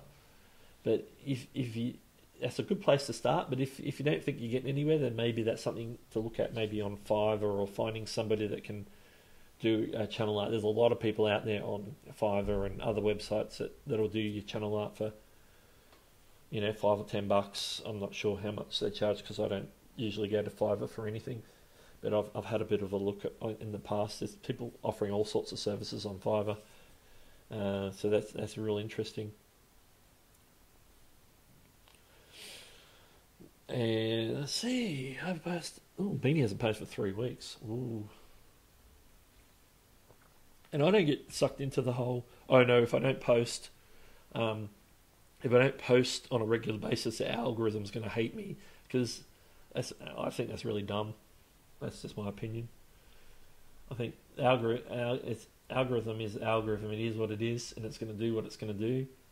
And you shouldn't bend to meet the algorithm. You should obviously help get it to work for you, but don't let it work again. Don't let it sort of press you into doing something that you're not capable, or you're not willing, or you're hesitant to do. That's my opinion on that. Off on a tangent today. What else we got in here? Oh, the name. What's the name? You mean Fiverr? It's Fiverr. Where can I type that? Let me go to. Where can I do that? Let's. Hang on. I'm clicking on the wrong thing. Fiverr. Fiverr.com. I'm going to the now. I'm going to pull that up so people can have a quick look, so they know when they're on the right screen. There we go. It's loading up there. Fiverr. You can see in the corner there it says Fiverr. It's the thing with these web-based websites these days, that they do weird, wonderful spelling for things. So an extra R on the Fiverr. Oh, and as be my name, it says hi Doug. I've obviously got a Fiverr account, or I've logged in before, which I know I have. And there's a whole section here. There's a section on graphics and design, sections on video and animation. There's people who do digital marketing, people who do writing and translation things, so people who can write blogs, transcribe your videos into another language, people who do voiceovers, music mixing. So it's a whole lot of creative community here. There's programmers and techs for your web stuff. For what else is on here? Yeah, databasing, anything IT based. There's business help stuff, market research, business plans, and then fun and lifestyle, which is all the random stuff that doesn't fit in the other categories. But there's a whole lot of stuff there that people can help you with. I see Fiverr's a little bit like Airtasker. But obviously there's differences in the way that it operates and the way that you pick up jobs and stuff. These people are offering services, and you can go along and find a service that you want, or you can become a seller and sell a service. So if you're talented in something and you want to offer a service, say like Wolfgang mentioned, doing sketches, say you're a professional sketch person, you might offer to do a certain type of sketch for a certain price. I don't know if Beanie's looked into that sort of thing for what he does. He's probably got some better ideas than Fiverr, of course. So yeah, so that's Fiverr. We're back. I'm going to look at the chat here. Extra Session Media is from New York City but lived in Minneapolis and about to move to Seoul. And that's in South Korea there. Capital, Seoul. Winter Olympics are starting there in a week or two, I think. Winter up there.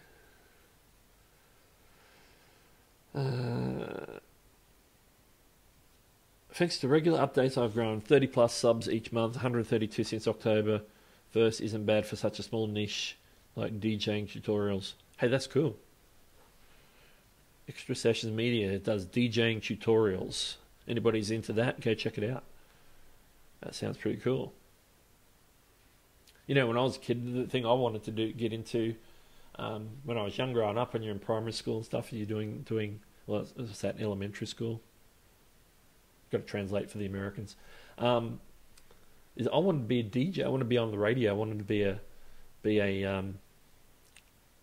I wanted to like flip some wax, as they said back in those days, put on a CD and play some music and say, hey, we're playing some music, listen, blah, blah, blah. And then when I was heading towards high school, I think I was interested in journalism for a brief moment, but I've never really got into that.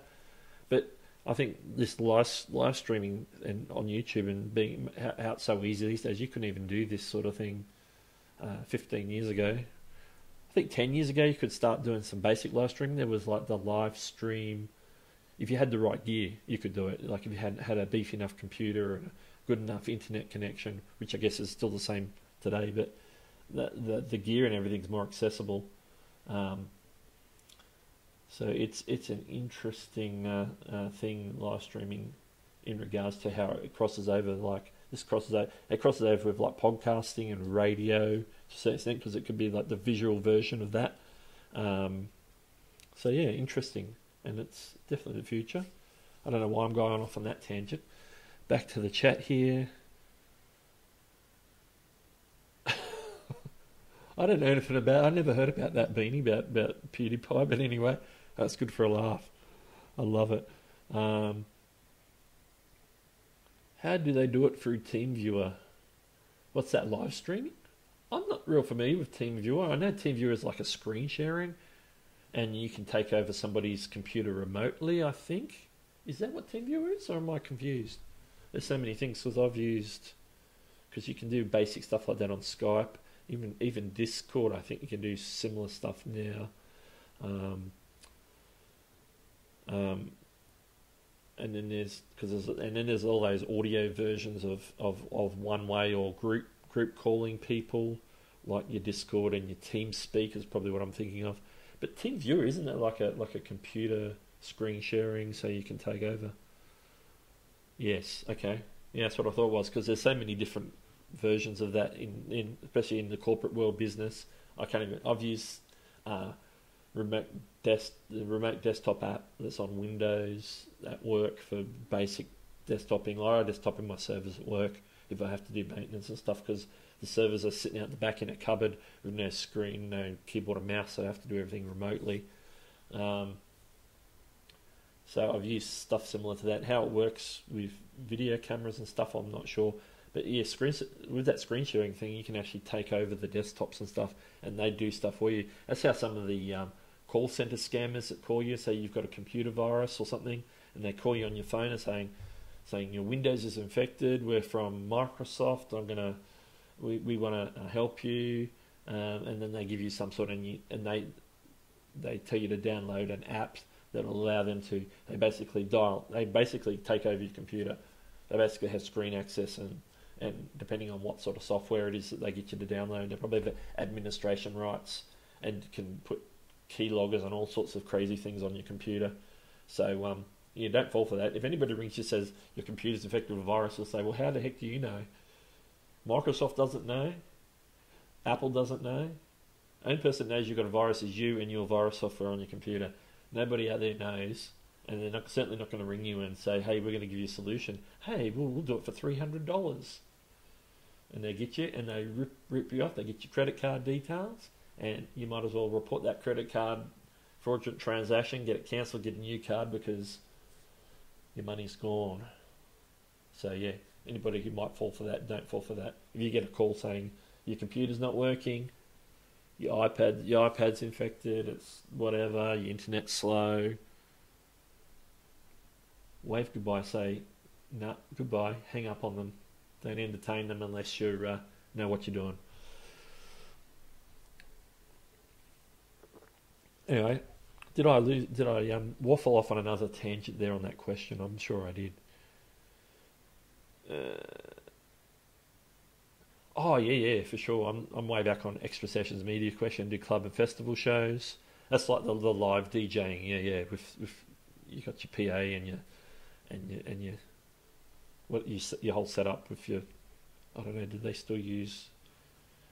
Probably only some DJs use the old record style thing. They're also automated in CDs or even MP3s or digital music now. But yeah. I know what you're getting at. Beanie says, yeah, Doug, that's how Adpocalypse 1 started. Oh, that's the PewDiePie thing. Yeah. I'm thinking, what? The TeamSpeak or the TeamViewer or the other thing? But yeah, PewDiePie. Oh yeah, he made some improper jokes.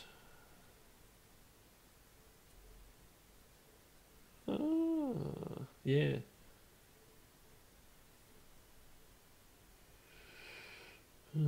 Silly boy. Anyway, I think he's still doing all right, old PewDiePie.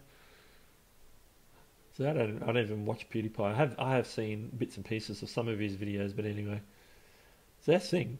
I don't watch vlogging. Like he sort of does. He was a gamer, but he sort of stands in front of a camera and with his mic doing a vlog style, it's like a live stream that's pre-recorded. It's like, hey, whatever. I have no idea what he talks about these days. Probably whatever is on his mind. And I guess what people subscribe for his personality, they subscribe for his quirkiness or whatever they subscribe for.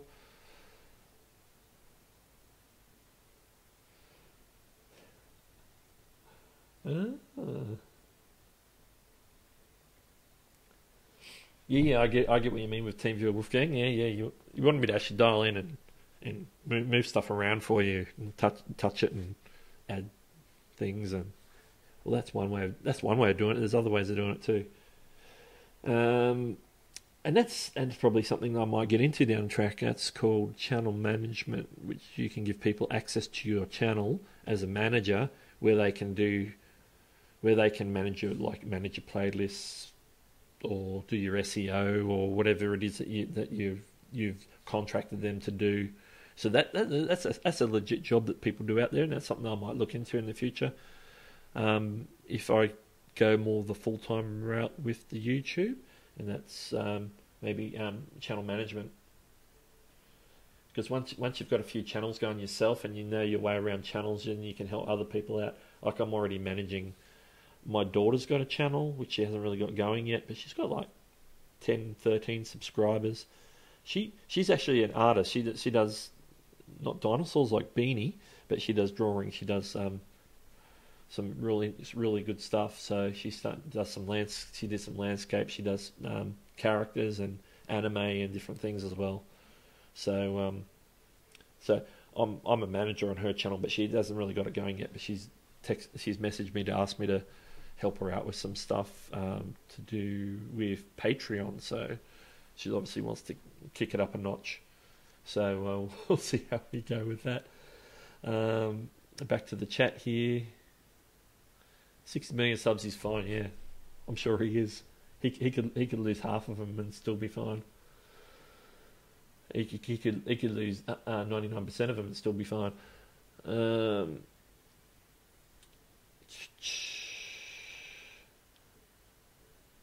Well, yeah, certainly somebody you trust, and that's why if you hire someone to manage your channel, that you hire the right person.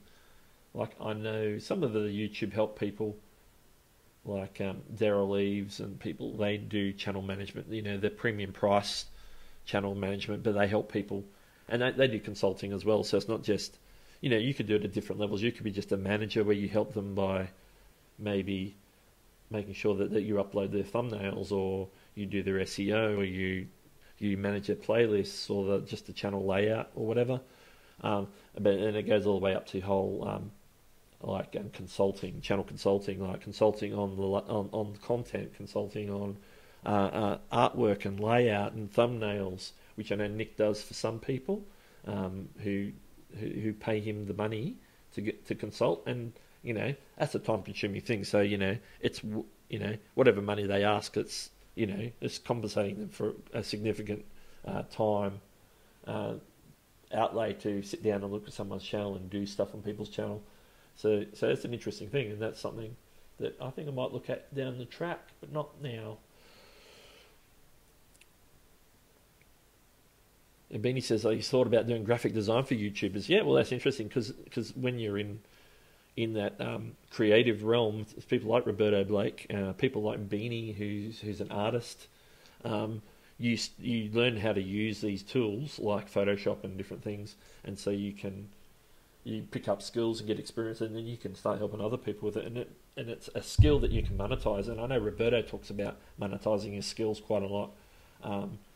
What's he saying? He's trying to help people from becoming starving artists. So he wants to help people to monetize their business, their channel, or their skills as entrepreneurs, or just put their skills out there and make some money.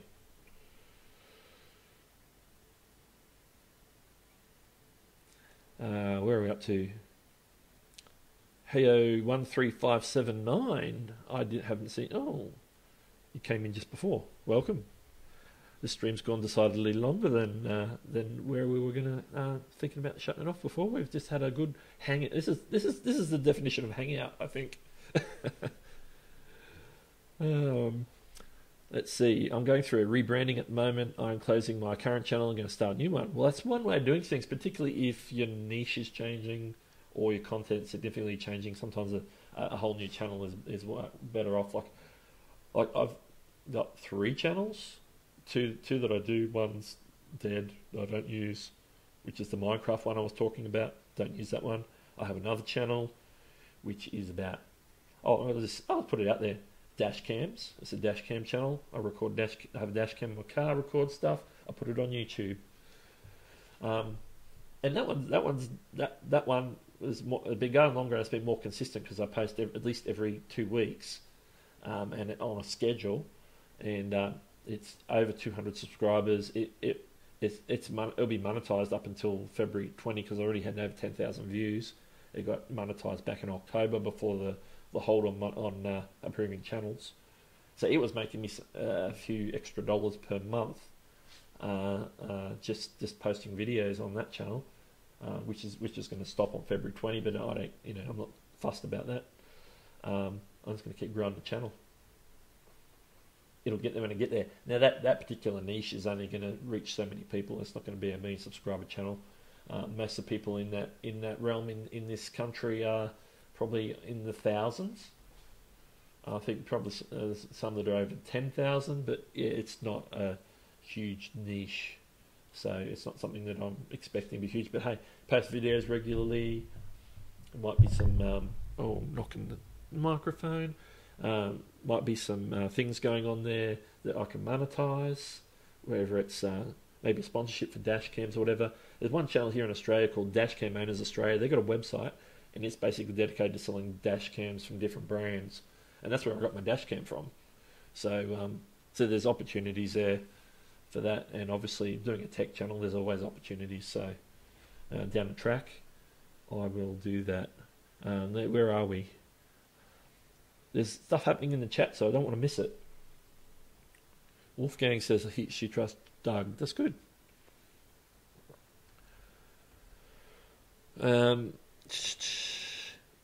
Beanie says his anxiety for doing graphic design is deciding on a price that's too expensive, but isn't below the minimum wage. Yeah, that's the balance, and then you gotta.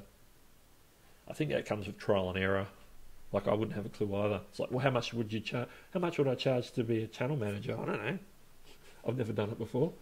Like, if I was like in video production, which I've done before, and I've done like live events. This is going back into the like mid '90s through to the early, just after 2000. I did a lot of video production stuff, like live events. So doing camera work and directing and switching. So live cameras, multiple camera shoots.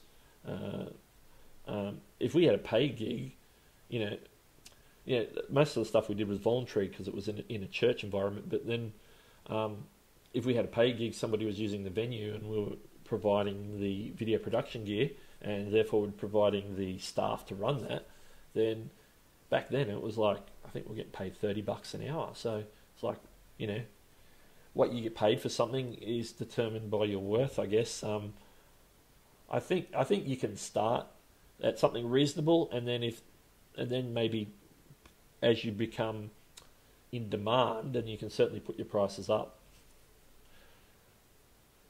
But yeah, you don't want to cut yourself short, and you don't want to be like doing yourself out of pocket. Like if you could be using that time to make money elsewhere, make more money, then you're better off going to make money doing something else. But if you're just going to be sitting watching TV, and you could be turning that into a couple of hours of doing some artwork that you can charge and make $50, $100, $200, that's $50, $200 more than what you've got now. So it's all swings and roundabouts, as they say. Yeah, Heyo says, look how others' pricings go from there. Well, that's definitely it. You got to, if you're going into a niche or area, then you just start sussing out what other people charge in your area, in your region, because obviously it comes down to currency too. It's like, well, what would you charge?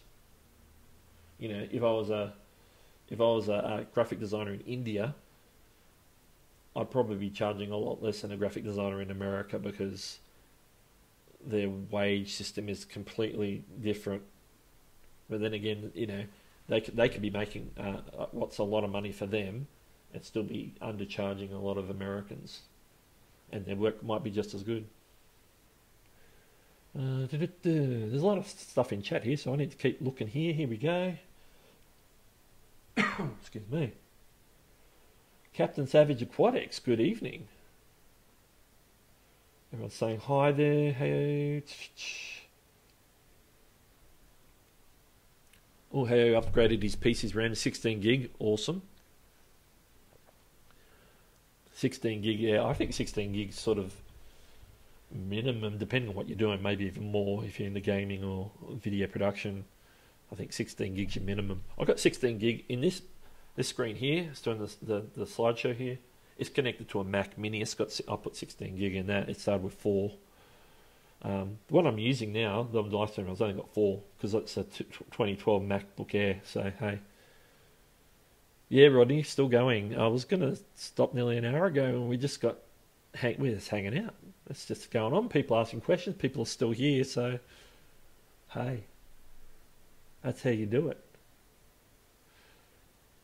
And I'm having fun. Feel like it doesn't feel quite. Now, it's an odd thing, because if you're new to live streaming, it could feel a bit odd talking to a camera or talking to. It's like having a one-way conversation, because you're doing the talking. No one else is like verbally talking, but they're talking to you in the chat. So that's, it sort of makes it okay. Hare says he's going to Overwatch. That would be the game, I'm assuming. Overwatch. The only thing I know about Overwatch is what I learned from Brian G. Johnson. Soldier somebody or other, 70-something. Is that Overwatch? Yeah. Actually, my son plays Overwatch, or he used to play Overwatch when it came out. My son's a gamer. I think he's looking at doing some live streaming on Twitch. And he does have a YouTube channel, but I don't think he does anything with it. Anyway, I have no clue.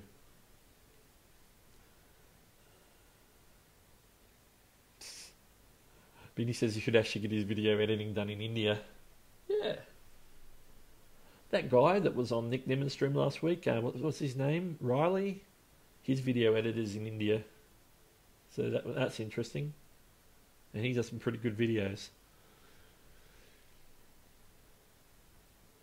Yeah, internet connection. It's all about the time it takes to upload that raw footage, and video footage is the chunkiest footage of all, especially if it's in raw format. If you recorded it on whatever particular camera, talk about gigabytes of data that you need to upload to a Dropbox or a Google Drive or whatever your preferred thing is, and then that's got to have enough room. So to get so much space, you might have to pay to get the space. So yeah, definitely. Heo says he's been doing live streams and video editing on 8 gigs of RAM, so having 16 now is a blessing. Oh, definitely. I'm tempted. Like Brian G went out and bought a iMac Pro. His stream was looking pretty sweet this morning. So even though he's got a pretty poor internet connection, so I'm drooling on that. I at least probably want to upgrade to myself to like a regular iMac or something, or at least if I go another portable, which I probably should, just to take to work and be able to do stuff, edit on the go. Just a more recent MacBook Pro. I prefer. This is an 11-inch screen, mind you, so it's not much bigger than my iPad screen, like an inch bigger than my iPad screen. It's like, as I get older, I want a bigger screen just for my eyes. I've already upgraded my screen on my iPad for that reason, so, focus. So I will probably look at some sort of MacBook Pro 13 to 15 inch. But yeah, it depends on what's on the market at the time when I'm ready to go. Let's get back through the chat here because there's questions coming up. Beanie says, just be careful streaming online gaming. Yeah, I think the main thing with online gaming is if you've got a game like with like a music soundtrack in it, that's where you get pinged. And it would depend on the game, obviously. If you're doing Nintendo stuff, well, yeah, stay away from that. But if you're on like a lot of the particular Xbox and PlayStation, Xbox encourages live stream. They got integration with Mixer and things like that now, so you can like start live streaming stuff directly from your Xbox. So it's an interesting thing.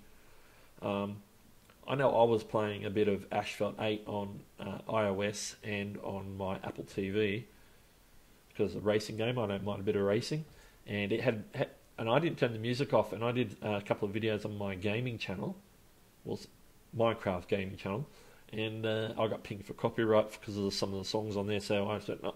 Since then, I've done no videos for that channel, no videos for Asphalt 8 because I think I rage quit at the time. Okay, back through the question because there's questions coming up. I see them. Good night, Wolfgang. Oh, I forgot. I missed that before. But good night. Have a great one. We'll catch you next time.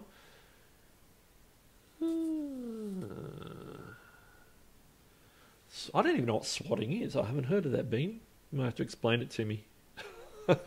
Heyo asked me what program I'm using to stream. I'm using OBS. OBS all the way. A, because it's free, and B, because it works on a Mac. Two good answers.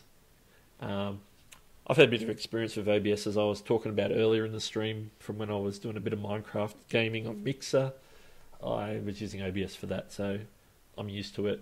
And I'm not one to pay out for too much stuff at the moment. Like if I get a bigger channel, if I have more money to play with, then yeah, I might buy software that actually costs a few dollars. If I'm running a business, I'll definitely pay for some software that might streamline things to make it better. But OBS is the bomb. Like, there's probably some other apps you could use. If you're using a game capture card from Elgato, there's the Elgato game capture you can use. I'm looking for my Elgato game capture device. I've filed it away somewhere. It's not here. I was going to show you. I don't have. It's not handy anyway. I know it's close. I'm looking too much. No. So there's that. There's Game Show, I think it's called. That who puts that out? That's like a light version of.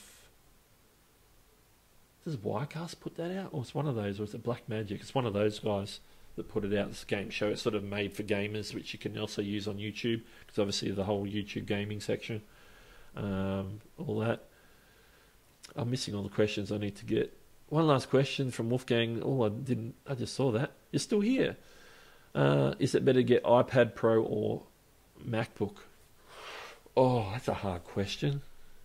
I haven't used the iPad Pro, but I know it's still running iOS. So if you've used an iPad or an iPhone before and you're happy with that sort of operating system, then that might be the way to go.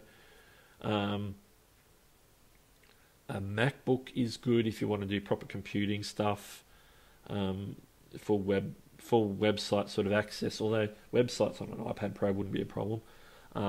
It just depends on what you want to use it for. Obviously, if you're going to edit videos, maybe a MacBook or something is better because at least you get iMovie for free, and that's more fully featured than say the iMovie on an iPad. There's pros and cons. So, and then it comes down to budget too. It's like how much you want to spend. And if you've already got a computer and you don't need another computer, then maybe the iPad Pro or a regular iPad would be the way to go. We need to read these questions because they're going up towards the top of the page. Extra sessions me to use an Intel Skull Canyon Nuke i7 32GB RAM, 2.1 terabyte M2 drives. That sounds pretty beefy.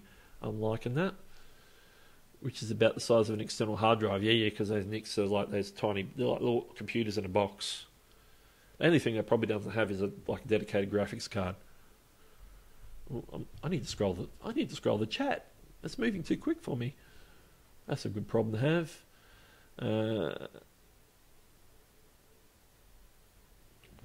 have. Swatting is when people send the SWAT team to your house by claiming you're doing something like bomb building or... Okay. I don't know why that's got to do with gaming. Does people like publicly tell people where they live? How do they find out where they are? So, the fake SWAT team. I saw that on that Wisdom of the Crowd. I watched that episode a few weeks ago. It was on TV here in Australia, and somebody got swatted in that episode that I watched. Saying that they're terrorists or something. Yeah. I don't know. I don't know how that works. How that's a problem for gaming. Anyway, I'm sure somebody will tell me. OBS is the best streaming software you can get for free. Definitely. I'm happy with it. It's running this stream quite well. I've had 0 drop frame. But back when I used to stream the Mixer, although I had a slower internet connection, I used to get drop frames all the time. But now I've got it all tweaked up. It's silky smooth. I love it. Good night, Extra Sessions Media. I know it's getting late over there in some parts of the world. Okay. Everyone's having... 4chan's like a website, isn't it? So I'm absolutely... That's like a social media site, isn't it? In somewhere in Asia? I have no idea. iProPad is a beast. Oh, that's good to know. That's good to know. I haven't had a proper play with an iPad Pro. I need to head into the Apple Store and check them out. Because they can do a few extra things that the regular iPad doesn't do. Rodney says he's got an Asus ROG, Republic of Gaming, for the win. i7 NVIDIA 1050, 32 gig RAM, 512 SSD, nice, 12 terabyte hard drive. That's sweet. I like it. That's what you need. Absolutely. Extra Sessions Media has the external GPU. Cool. Thunderbolt 3, yeah. Good stuff. That works. Hackers can trace the gamer's IP. Oh. They could do that, can they, theoretically, if I can say it right, do that with any type of live stream, or is it just on certain platforms? I'm not familiar with that. Where have I been? Too busy reading up on YouTube and filming stuff.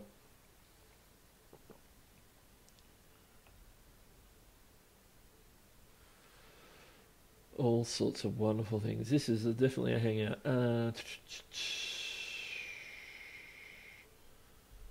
Heyo has a 1050 Ti SSC. Extra Sessions today a 1080 Ti. Beanie has a 1080 Ti. I have no external graphics or internal graphics. I've just got a Mac.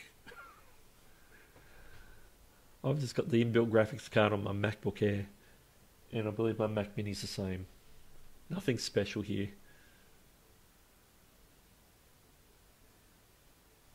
Yeah, I don't want to give him any ideas, Beanie.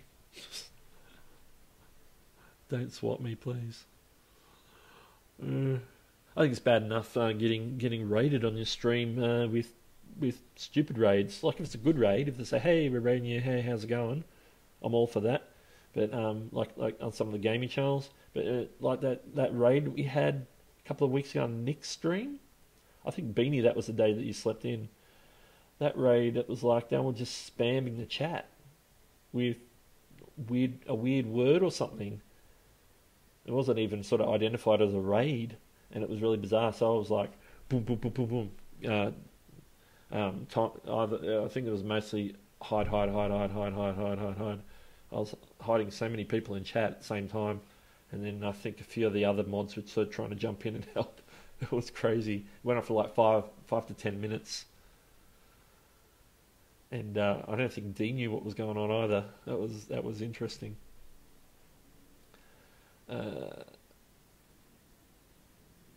Yeah, well, yeah, exactly, Rodney. If I had a PC, I would go for something similar to that because a gaming rig is great for video editing. In most cases, you just have to tweak a few things, maybe.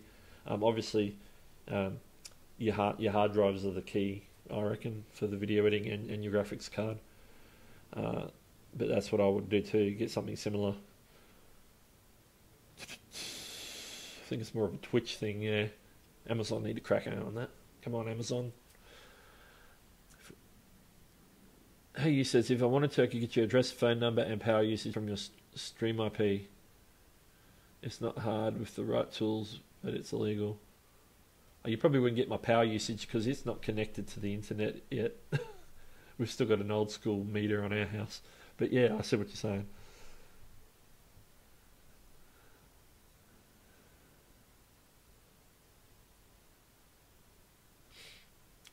Yeah, I'm not big enough to get a raid yet.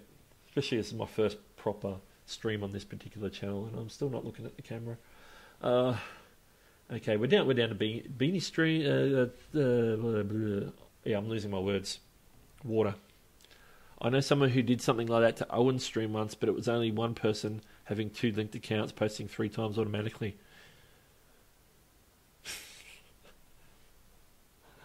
Yeah, we had the very first stream that I moderated for Brian G, which was a few months ago. The very first day, we had someone in chat was doing something dodgy. We had to time him out. No, not time him out. We had to. Well, it's now hidden, but it was banned. I don't know why they changed it. They changed it recently from banned to hidden, which I guess it's in the back end it's the same thing, but I don't know why they did that. But yeah, the very first time I had to do it, and I was only mod, and then Brian saw it as well, so we were sort of scrambling to. This guy kept popping up. I think he created new accounts and kept popping up.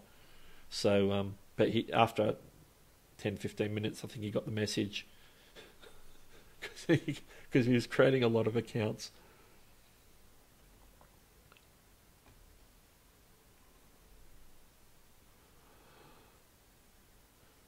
Hey, says, my finale of Half-Life was raided by a bunch of racists and I had to end the stream, take it down. Oh, that's a shame. Yeah. It's a bummer.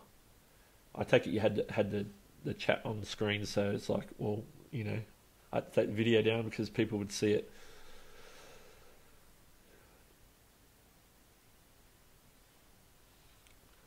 Extra Sessions Media is still with us.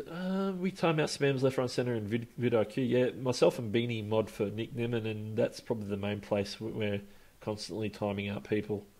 So it's interesting that people go on like a YouTube help app and helps channel and be a pain in the bum. You know, why do you want to carry on? I don't understand it, but I know it's a lot of young people, and they're probably just sitting there having a bit of fun. Trolling, but they give up fast. Yeah, they give up real fast. Actually, the interesting thing is when you time out someone for being more annoying or just sort of breaking one of the lower end rules, that, like, you know, excessive emojis or something, and then they're timed out for 5 minutes. They come back and they start doing the same thing again. Beanie can relate. I know.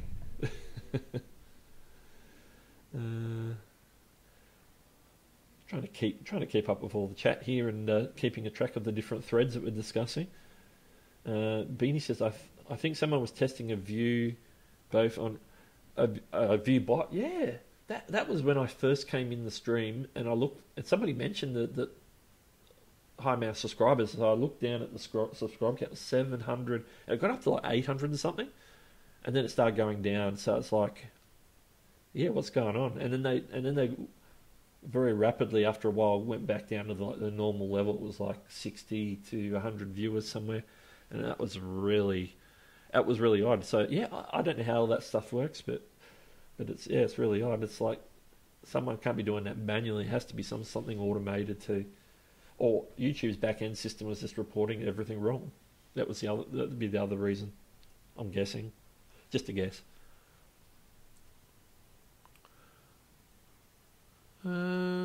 Rodney says, Doug, you are the mod king, moderating for everyone. Yes, speaking of moderating for everyone, I was on Creative Fundamentals live stream on his Wednesday evening live stream, which was my Thursday lunchtime. Yeah, it was my midday it started, so it was this time a couple of days ago. And he had, I think, British Cooks, his main moderator, and he had to go. And then all of a sudden, a little bit later on, something happened, and then I looked around and my name was blue. I didn't even know he was going to do that. Didn't say he might have said it and I didn't notice, but he made me a mod. So he's probably seen me in Nick's stream, I'm sure, because I've been doing Nick's stream for quite a few months now. So yeah, it's all good. We'll catch you later, heyo. He's out. He says later, peeps. Later, heyo. Extra session media. We do auto retime out. Ooh, that would be a back end stuff. That might be like, is that with Nightbot or something? Not sure how you'd set that up. I'm interested. Maybe someone tested a ViewBot to see if it worked. Trying to game system artists to inflate watch time. Yeah, could be anything. That's a valid point. Hey, if you're smart enough to write those sorts of programs, then you could probably think that you can get away with a few things on YouTube until YouTube catch up with you.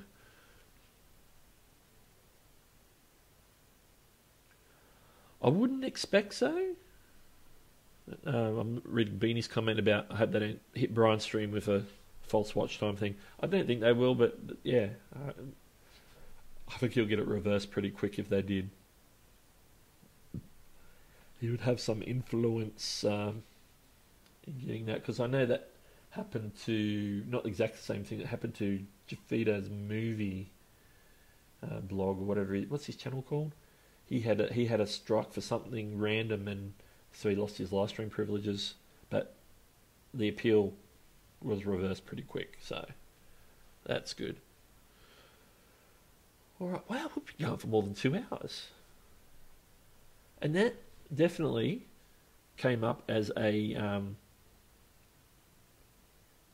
what's it called? Hangout, as in the title of the stream. Let me just do a few things here. Where's the YouTube page? And I'm just looking at my screen here. Giant Singh subscriber. I know who he is. Hi Giant, if you're watching in the background lurking, g'day. How's it going? From India. Giant's in India. I know who he is. He's a friend of mine. Because I did post on Facebook that I would be streaming, so he's probably found my channel. Algo gave you... Oh, Rodney got a community strike, but appeal worked pretty fast, 24 hours. Yeah. That was recently, wasn't it, Rodney? Yeah. I remember you mentioning it somewhere. Yes. I'm glad they fixed that up for you. The old community strikes. Okay, what else have we got to look at here? I think the chat's slowing down, so we might wrap it up. It's probably... I'm getting hungry, so it must be getting towards my lunchtime here, seeing it's after... Just time is 2:16 p.m. here in Brisbane, Australia. Middle of the afternoon down there for Beanie. It's 3:15 down there.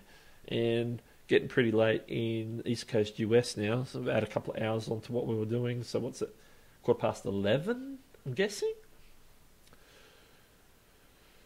So, yes. Well, this is a good first stream. Everything worked. I think we had a slight technical hiccup with OBS, but I didn't do anything and it fixed itself. So I don't know whether that was my camera freezing or it was OBS, but something sort of appeared at the other end there for you guys for a minute or two. So I'm glad it sorted itself out. I'm going to go make sure I put an audio filter on my microphone, so if I get too close it doesn't peak. We've got a few things to fix up for next time. I might experiment with some more overlays there. Or might want to. I'm going to look back at the replay to check how the chat looks on screen, because I'm looking at quite small, so I don't get a fair pickup of how it's coming across for you guys. So any feedback on that would be good as well. and I used mainly that scene. Yeah, it's time to take a break. I used that scene there a bit for our web-related stuff. I did use this one briefly with the ticker, which is nearly the same as this one. And we also had, I just hit, what does this one do? This is that's the one with the blue on the other side, yeah. I don't like that colour blue. I think I went to it briefly. One time, I can't remember what my thought was with that scene. I think I just wanted to put the chat on the opposite side.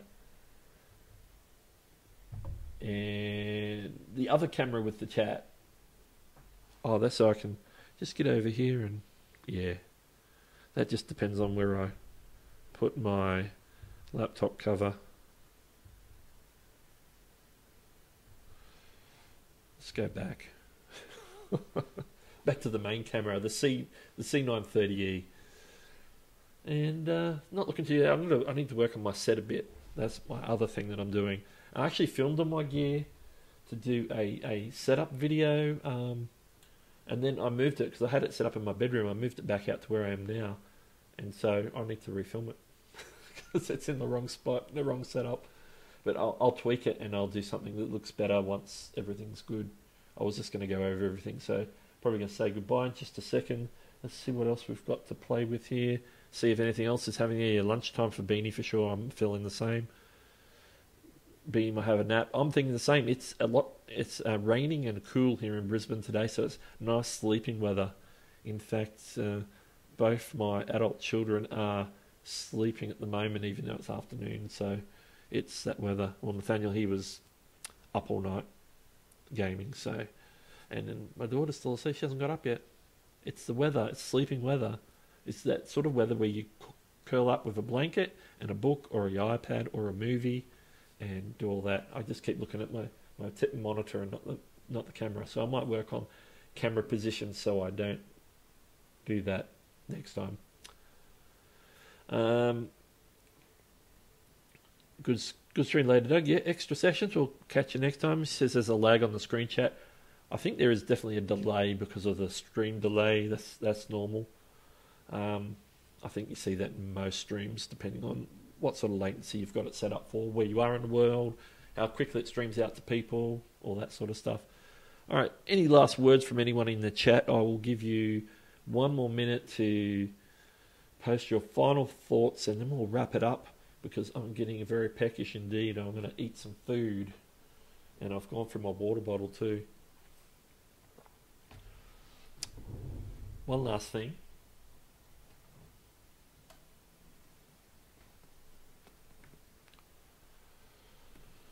Well, oh, I dropped it. Nearly dropped it. Oh, it's flickering. It's flickering. There we go. Get any shot. Put the L in spot.